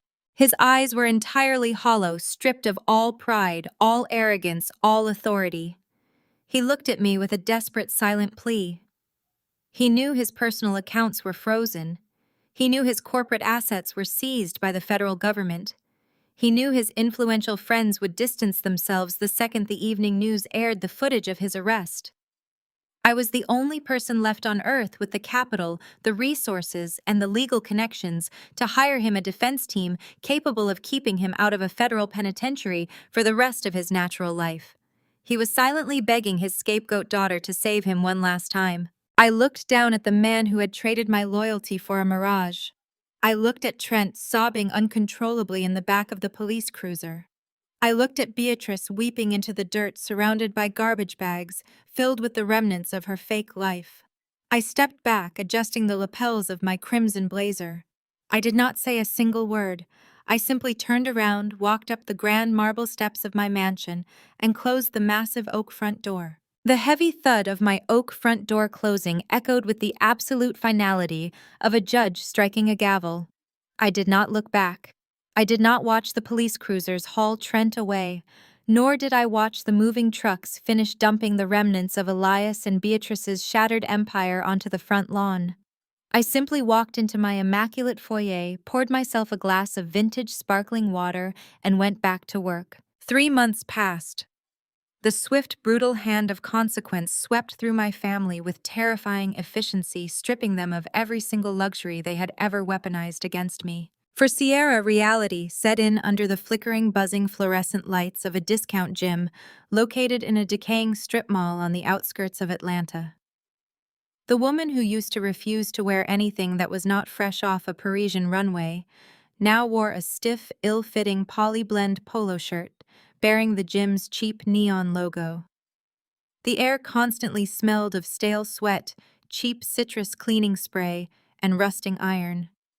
Sierra stood behind the scratched laminate counter staring blankly at a sluggish computer screen.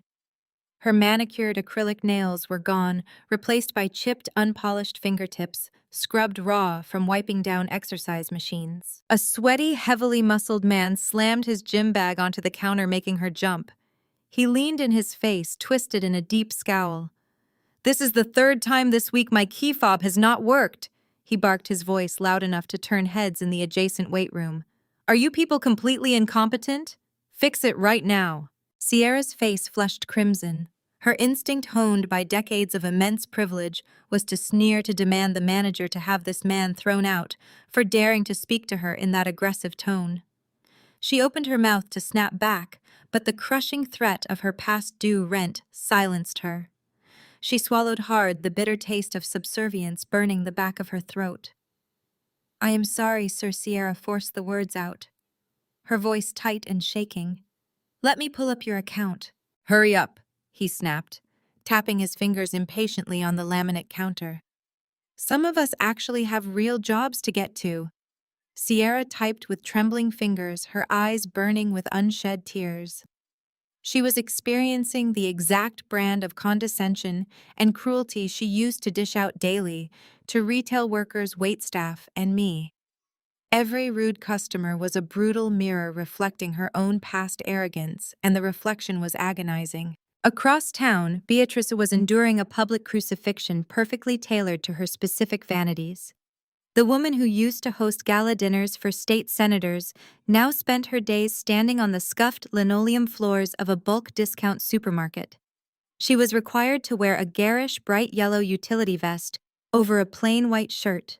Her feet, used to resting exclusively in custom Italian leather pumps, throbbed endlessly inside cheap, slip-resistant orthopedic shoes. Her job was to greet customers, wipe down wet shopping carts, and direct people to the frozen food aisles. She tried to hide. Whenever she saw someone vaguely familiar from her past life, she would immediately turn her back and busy herself with a spray bottle and a dirty rag. But hiding was entirely impossible when you were the main attraction.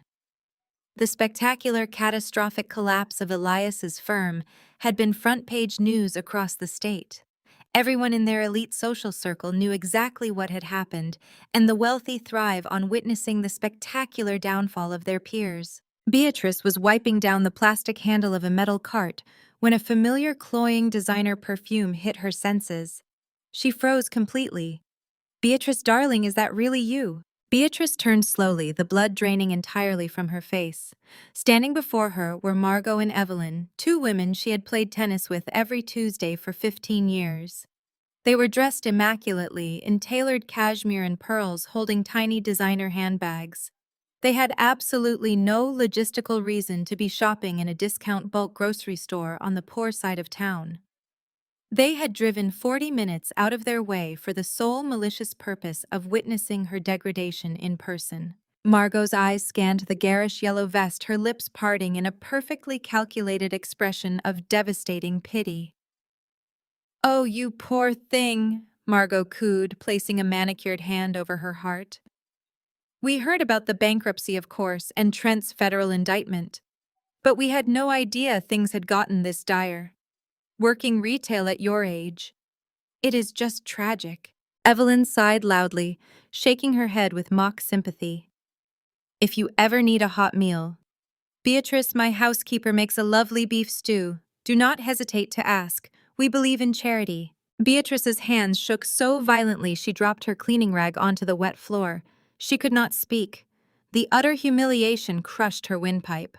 She had spent her entire life stepping on the necks of everyone around her just to maintain her precarious position in Margot and Evelyn's world. Now they were looking at her as if she were a pathetic exhibit in a museum of failure. As the two women walked away, their hushed giggles echoed down the produce aisle, leaving Beatrice trembling with a shame so profound it made her physically sick. While the women in his life faced the daily grind of minimum-wage poverty, Elias was trapped in a cage of his own making. The federal courts had seized absolutely everything. The sprawling mansion, the imported cars, the hidden offshore accounts, the massive stock portfolios, all gone. He was currently confined to a tiny 300-square-foot studio apartment near the industrial district, entirely cut off from the empire he once ruled.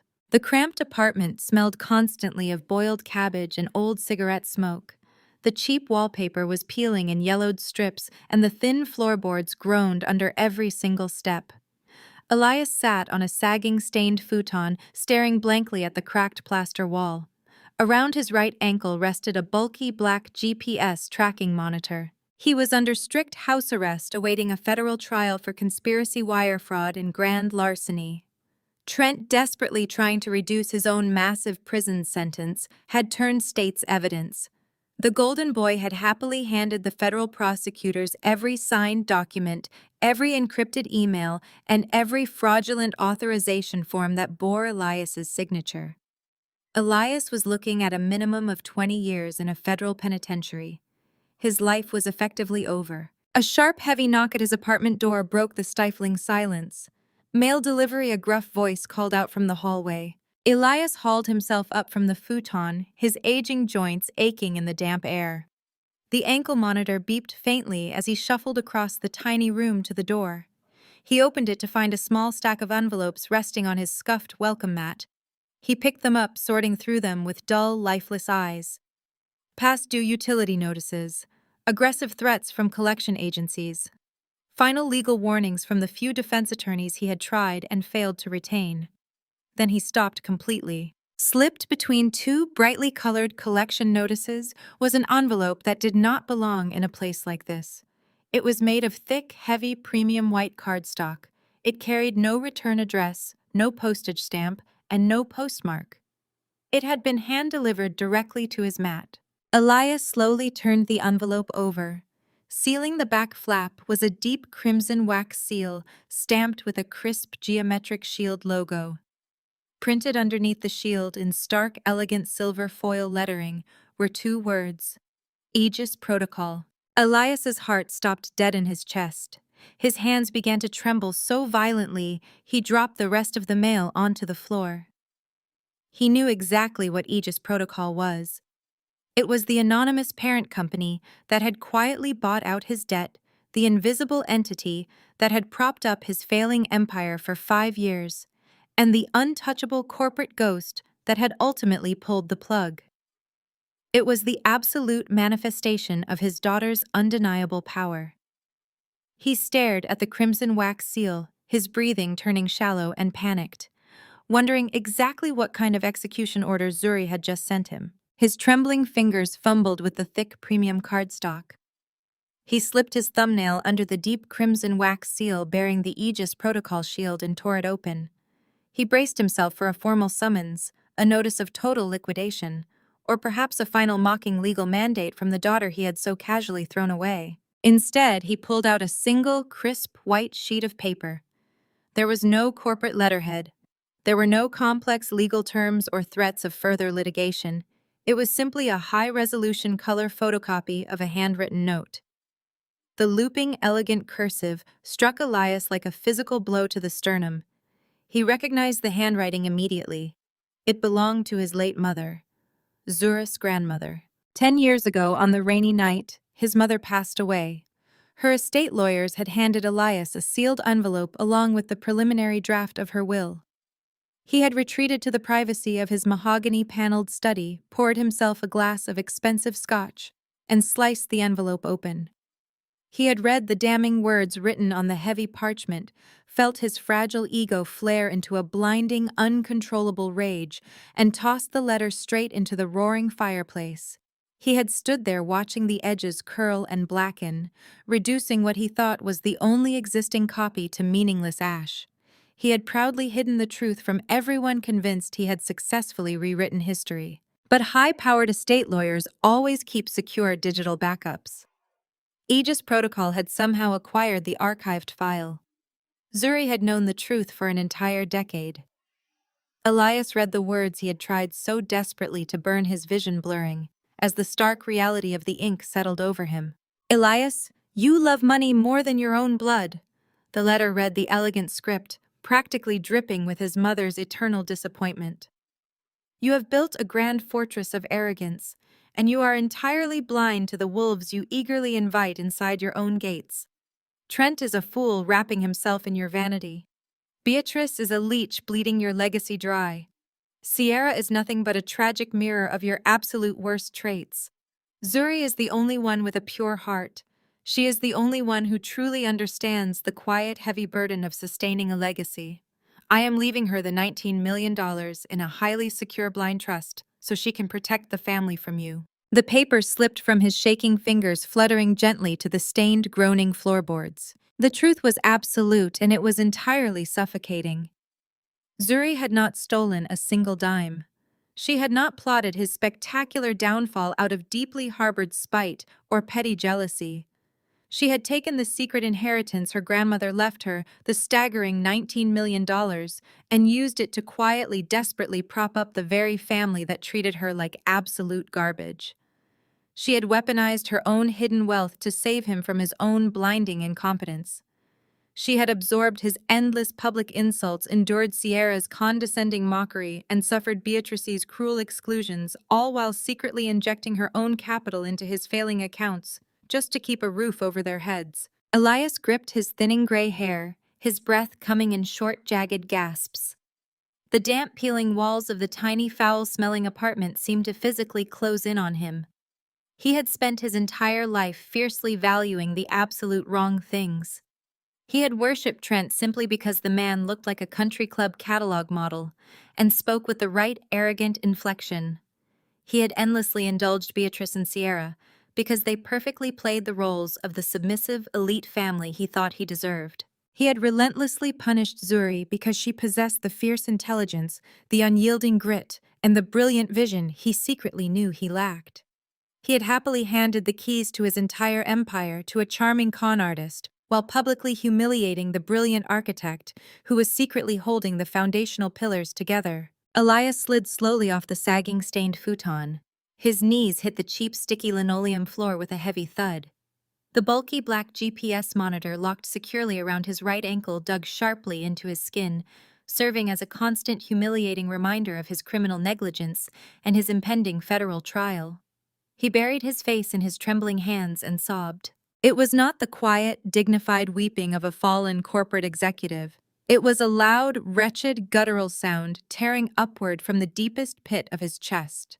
He wept for his lost, sprawling empire. He wept for the massive federal prison sentence looming inevitably over his head. But mostly, he wept with a crushing, agonizing clarity, because his own monumental ego had single-handedly destroyed the only person on earth who had actually cared about the survival of the family. A soft, hesitant knock on the thin apartment door interrupted his breakdown. Elias did not move. He could not find the physical strength to stand.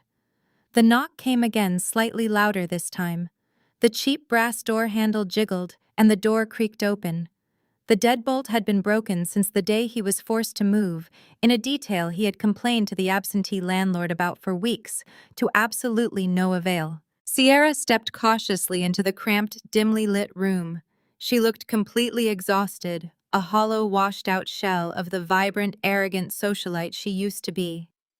She was still wearing her cheap neon gym receptionist uniform, the synthetic fabric clinging uncomfortably to her skin.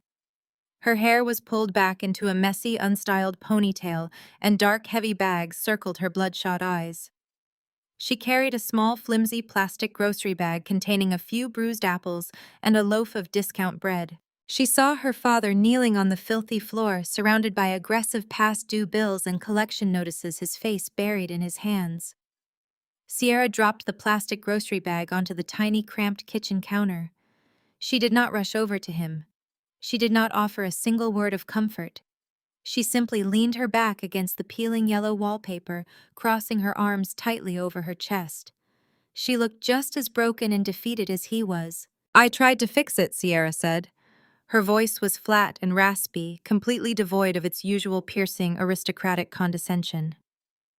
"I thought maybe if I talked to her, if I swallowed my pride and apologized for everything, if I explained exactly how bad it is out here for us now, I thought she would at least listen to me." Elias slowly raised his head. His eyes were heavily bloodshot and brimming with a desperate, pathetic sliver of hope. He wiped his wet, tear-stained face with the back of his trembling hand, clinging to the idea that his discarded daughter might still possess an ounce of mercy for them.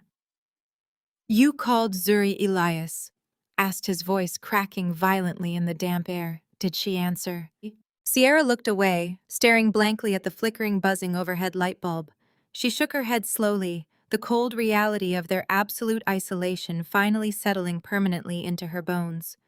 "The number is disconnected." I stood in the center of the sprawling grand foyer, but the space no longer felt like a suffocating monument to my father's vanity. The oppressive oil paintings of aristocratic ancestors that Beatrice had purchased at auction to fake a lineage were completely gone.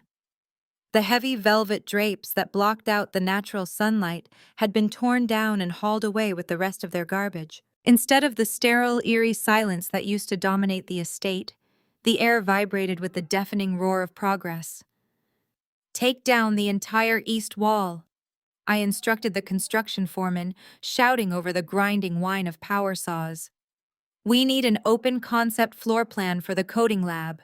Make sure the server racks have dedicated cooling vents before you lay the new flooring." The foreman nodded enthusiastically, pulling a thick pencil from behind his ear to mark the blueprints spread across a makeshift plywood table. A crew of workers swung heavy sledgehammers, smashing through the plaster and mahogany paneling that had once enclosed Elias' private cigar room. With every brutal swing of the hammer, I felt another chain from my past shattering into dust. I was not just renovating a house, I was actively erasing their entire legacy and replacing it with something they would have absolutely despised. The estate was officially rechristened as the Grandmother's Vision Hub. I had utilized the rest of the anonymous trust fund to entirely gut the property and rebuild it from the foundation up. It was no longer a country club mansion. It was a fully funded state-of-the-art technology incubator and residential housing facility specifically dedicated to young, underprivileged Black women pursuing careers in STEM. Where Beatrice used to host vapid cocktail parties to impress local politicians, we were installing high-speed computing terminals and quantum processing servers. Where Sierra used to hoard racks of unworn designer clothing, we were building comfortable modern dormitories for brilliant minds who lacked the financial backing to enter the tech industry. I smoothed the blueprints, flattening a curled edge when a shadow fell across the sunlit doorway. I turned and saw a young woman standing hesitantly on the marble threshold. She looked to be about 18 years old. She wore a faded, oversized blazer that looked like it had been rescued from a charity shop rack, and her scuffed sneakers shifted nervously on the pristine stone. She was clutching a thick, battered plastic laptop tightly against her chest like a protective shield. Her wide, anxious eyes darted around the cavernous foyer, taking in the construction crews and the sheer scale of the mansion. She looked exactly like I did a decade ago. She carried the unmistakable posture of someone who possessed staggering raw talent, but had been systematically told by the world that she did not belong in the room. "Excuse me," the young girl said, her voice a fragile, trembling whisper that barely carried over the noise of the power drills. The gate was open. "I am looking for the Aegis Development Program. They said interviews were being held today, but I think I have the wrong address. I do not belong in a place like this." She began to step backward, instinctively retreating toward the safety of the driveway. I walked around the blueprint table and approached her, my heels clicking softly against the marble. I offered a warm, disarming smile entirely different from the freezing detachment I had reserved for my family. "You are exactly in the right place," I said, gently extending my hand. "I am Zuri. What is your name?" "Maya," she replied tentatively, shaking my hand. She looked down at her battered computer, her shoulders slumping. "I brought my portfolio. It is mostly predictive algorithm models and some neural network architecture. I tried to present it at the university incubator, but the director told me my code was too aggressive. He said people with my background do not usually grasp high-level systems architecture. He told me to stick to basic web design. A hot spark of recognition flared in my chest. I remembered sitting at a polished oak dining table desperately pushing a perfectly bound business proposal toward Elias. I remembered the condescending smirk on his face as he pushed it back unread, telling me that real finance was a man's game and that I should focus on finding a husband instead of playing with spreadsheets. I remembered the absolute crushing weight of having a brilliant mind trapped inside an environment that refused to acknowledge my humanity.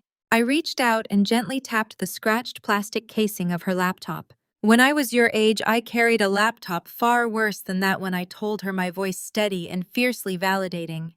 And the people who were supposed to protect me told me my code was not worth the electricity it took to run the machine. They handed my capital to a white man in a bespoke suit because he looked the part. But let me tell you a secret, Maya. The people who tell you that you do not belong are terrified because they know you have the power to replace them entirely. Maya looked up at me, her anxious eyes widening as the fragile spark of hope in her chest suddenly ignited into a flame. Your code is your currency here, I said, gesturing toward the open doors of what used to be the grand dining room, now filled with rows of pristine workstations. In this house, we do not care about your background or the brand of your blazer. We only care about your brilliance. You have a dedicated server assigned to you and a room upstairs. Welcome home. Tears spilled over Maya's eyelashes, but she was smiling a bright, radiant expression of pure vindication. She clutched her laptop tighter and walked proudly past the construction tape, heading straight toward her new future. I watched her go, feeling the heavy ancestral weight of my grandmother's vision finally locking into place. The $19 million had not just been a weapon to destroy Elias. It was the foundation to build an army. Just then, the distinct purr of a luxury hybrid engine drifted through the open double doors. I turned to see a sleek black town car pull smoothly into the circular driveway, stopping right where Beatrice's ruined garbage bags had roasted in the sun 3 months prior. The driver quickly exited and opened the rear passenger door. A sharp, meticulously dressed woman stepped out. She wore a tailored ivory suit and carried a high-end digital audio recorder and a slim leather notebook. She bypassed the construction vehicles with practiced ease, walking purposefully up the grand marble stairs. She stopped at the threshold, adjusting her designer glasses as she took in the chaotic but vibrant renovation scene. She locked eyes with me, her professional demeanor instantly snapping into place. "Good afternoon," she said, projecting her voice confidently over the hum of the machinery. "I am Victoria Sterling, senior correspondent for Forbes magazine. I have a 2:00 appointment. I am here for the exclusive interview with the elusive CEO of Aegis Protocol." I smiled, folding my hands behind my back as I stepped out into the bright afternoon sun to claim my empire. "Welcome to the Grandmother's Vision Hub, Victoria," I said, extending my hand. "Please come inside." Victoria offered a firm professional handshake, her sharp eyes taking in the sweeping transformation of the grand foyer. She followed me past the active construction zones, stepping carefully over heavy electrical cables and temporary plywood pathways. I guided her away from the noise and dust, leading her down a long corridor into the newly finished West Wing. This space used to be Elias' private library. It had been a dark, oppressive cavern of mahogany and leather designed solely to intimidate anyone who sat across from his massive desk. Now the heavy velvet curtains were gone. Floor-to-ceiling windows bathed the room in brilliant natural light. Sleek glass tables held high-performance rendering machines, and the walls were lined with whiteboards covered in complex algorithmic equations written by the first cohort of young women I had accepted into the program. We sat facing each other in 2 minimalist armchairs. Victoria placed her leather notebook on the glass table between us and tapped the glowing red button on her digital audio recorder. She did not waste time with superficial pleasantries. Zuri Victoria began leaning forward with intense journalistic focus. "At 28 years old, Forbes has officially verified you as one of the youngest self-made black female billionaires in the country. You operate the highly secretive holding company, Aegis Protocol. Over the last few months, your firm systematically acquired and ultimately dismantled your father's massive financial empire. Now you are sitting inside his former private estate, turning a symbol of exclusive generational wealth into a charitable technology incubator. The business world is completely captivated. Why did you do it? Why this specific house? I looked out the massive windows, watching a group of young black female engineers excitedly discussing a coding project on the manicured lawn. I thought about the years I spent locked in the basement of this very house, hiding my brilliance just to keep the peace. I thought about my grandmother's secret trust fund and the immense heavy responsibility of wielding absolute power. I did not feel the need to bash Elias or Beatrice. Their spectacular public ruins spoke entirely for themselves. Anger was a useless emotion, and I had traded my anger for execution a long time ago. I chose this house because space dictates possibility. I explained my voice perfectly, calm and resonant. For decades, this estate was a fortress built on exclusion. It was designed to keep people out to hoard resources and to project a very specific, rigid type of power. I did not want to simply tear it down. I wanted to fundamentally rewrite its entire purpose. There are thousands of brilliant minds in this city who lack the capital, the network, and the physical space to build the future. I am giving them the keys to the kingdom. Victoria furiously scribbled shorthand notes in her leather book. But you must admit the irony is staggering, she pressed gently. You were the forgotten child of the Vanguard family. You were publicly marginalized by the very people who lived in this house. How do you reconcile your current monumental success with the painful history of your upbringing? I folded my hands gracefully in my lap, meeting Victoria's sharp gaze with profound, absolute clarity. Sometimes the soil you are planted in is toxic. I said the words, carrying the heavy, undeniable weight of lived experience. You can either wither and die, or you can uproot yourself and buy the whole farm. Victoria stopped writing. She looked at me, her professional detachment momentarily slipping to reveal genuine awe. The quote was perfect. It was a masterclass in emotional intelligence, a devastatingly classy acknowledgement of my past that completely stripped my abusers of their power over my narrative. Miles away across the sprawling city, the afternoon news broadcast carried my live interview across hundreds of television screens. Inside the harsh, buzzing, fluorescent lighting of the bulk discount supermarket, Beatrice stood in aisle 4. Her swollen, aching feet throbbed agonizingly inside her cheap, slip-resistant shoes. The garish yellow utility vest hung loosely over her slumped shoulders. She was holding a plastic spray bottle of industrial bleach and a filthy gray rag methodically wiping down the sticky handles of a row of shopping carts. Above her head, suspended from the drop ceiling, a large flat-screen television displayed the local news feed. Beatrice sprayed a cart, her mind numb with exhaustion when a familiar voice cut through the monotonous hum of the grocery store. She slowly raised her head. There on the high-definition screen sat Zuri. She looked absolutely breathtaking. She was dressed in a tailored, immaculate suit, radiating a quiet, untouchable power. She was sitting in the very room where Beatrice used to host her elite book clubs, speaking to a Forbes correspondent about her billion-dollar empire. The chyron scrolling across the bottom of the screen read Zuri Vanguard CEO of Aegis Protocol launches multi-million-dollar tech initiative. Beatrice dropped the plastic spray bottle. It hit the scuffed linoleum floor with a sharp crack, spilling harsh-smelling bleach across her shoes. She stared at the screen, completely paralyzed. The crushing, suffocating weight of her fatal miscalculation slammed into her chest. She had spent decades worshipping Trent because he looked like a wealthy savior while systematically torturing the stepdaughter who actually held the keys to a billion-dollar kingdom. She had traded a life of unimaginable luxury and security for a filthy rag and a yellow vest. Bitter, agonizing tears welled in Beatrice's eyes, spilling over her lashes and cutting tracks through the cheap foundation on her cheeks. She covered her mouth with her trembling hands, sobbing quietly under the fluorescent lights as shoppers pushed past her, completely ignoring her despair. Back in the sunlit, transformed library, Victoria Sterling leaned back in her chair. The interview was wrapping up, and she had enough material for a cover story that would dominate the financial world for months. She looked at me, adjusting her glasses. "I have one final question, Zuri," Victoria said, her tone softening slightly. "The business world is watching. Your peers are watching. Do you have anything to say to those who doubted you?" I did not answer Victoria immediately. I turned my head away from the reporter and looked directly into the cold glass lens of the television camera recording the interview. I looked directly into the cold glass lens of the television camera recording the interview.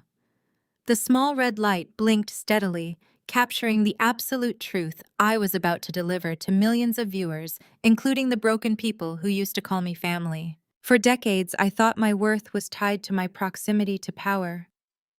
I began, my voice carrying a lethal and calm precision. I believed that if I worked hard enough, if I sacrificed my own sanity, and if I handed over my achievements to be claimed by others, I would eventually earn my place. I thought loyalty required setting myself on fire to keep them warm.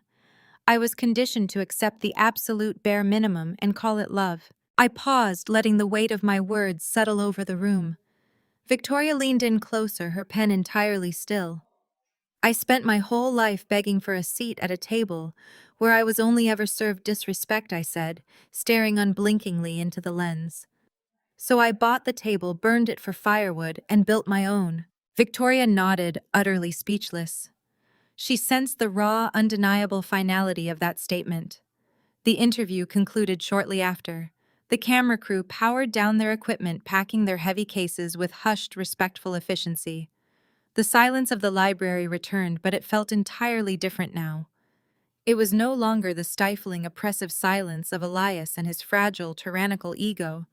It was the peaceful, unshakable quiet of a space fully under my control. I escorted Victoria and her crew back out to the grand foyer, thanking them professionally for their time. I stood on the top step of the marble entrance and watched their sleek black vehicles glide smoothly down the long driveway and through the massive wrought iron gates. The gates clicked shut automatically, securing the perimeter of my empire. I turned around, walking past the busy construction crews, and pushed through the heavy French doors leading out to the rear estate gardens. The suffocating, perfectly manicured rose bushes Beatrice used to obsess over had been mercilessly dug up. In their place, we had installed open collaborative outdoor workspaces, shaded wooden pavilions, and a sprawling community garden designed to feed the local neighborhood. The late afternoon sun broke through the remaining clouds, bathing the entire grounds in a warm, brilliant golden light. I stepped onto the vast stone patio, greeted instantly by the vibrant, joyous hum of life. Dozens of people were scattered across the sprawling green lawn. My lead engineers were gathered around a modern stone fire pit, passionately debating the architecture of our newest software launch. Maya, the young girl who had arrived just hours ago carrying a battered laptop and a broken spirit, was already sitting with a group of senior developers. Her screen was open. Her fingers were flying across the keyboard, and her face was glowing with a bright, confident smile she had not worn when she first walked through my doors. My trusted executive team, the very people who had worked tirelessly in the shadows to help me dismantle the Vanguard Empire piece by piece, raised their glasses to me from the shaded veranda. I raised my own glass of sparkling water in return, acknowledging the warriors who had fought the silent battles by my side. I took a deep, grounding breath, letting the crisp, clean air fill my lungs entirely. I was completely surrounded by my chosen family. There was absolutely no anxiety gnawing at the pit of my stomach. There was no desperate, agonizing need to prove my intelligence. There was no need to shrink my personality or hide my brilliance just to make a fragile, incompetent man feel powerful. And there was no need to endure the toxic, casual cruelty of women who saw my existence as a direct threat to their own shallow vanity. I had finally stripped away the suffocating heavy armor I had been forced to wear for decades. I was free. I had taken the heavy, broken legacy my grandmother left behind and transformed it into a living, breathing sanctuary for people who actually deserved it. As I stood there watching the brilliant, talented women building their futures on the very ground where my past had tried to bury me. A profound, unshakable truth settled permanently into my bones. Family isn't always blood. Sometimes blood is just a biological accident that tries to hold you hostage. It is a heavy chain disguised as an obligation designed exclusively to keep you small so others can feel tall. The best revenge is not ruining them. The best revenge is not screaming your worth into a void that stubbornly refuses to hear you. The absolute best revenge is letting them watch you thrive without them. It is starving them of your light and using that immense energy to build a beautiful world where you are undeniably the architect. Have you ever had to walk away from a toxic family to protect your peace? Did they realize your worth only after you cut them off? Tell me your story in the comments below.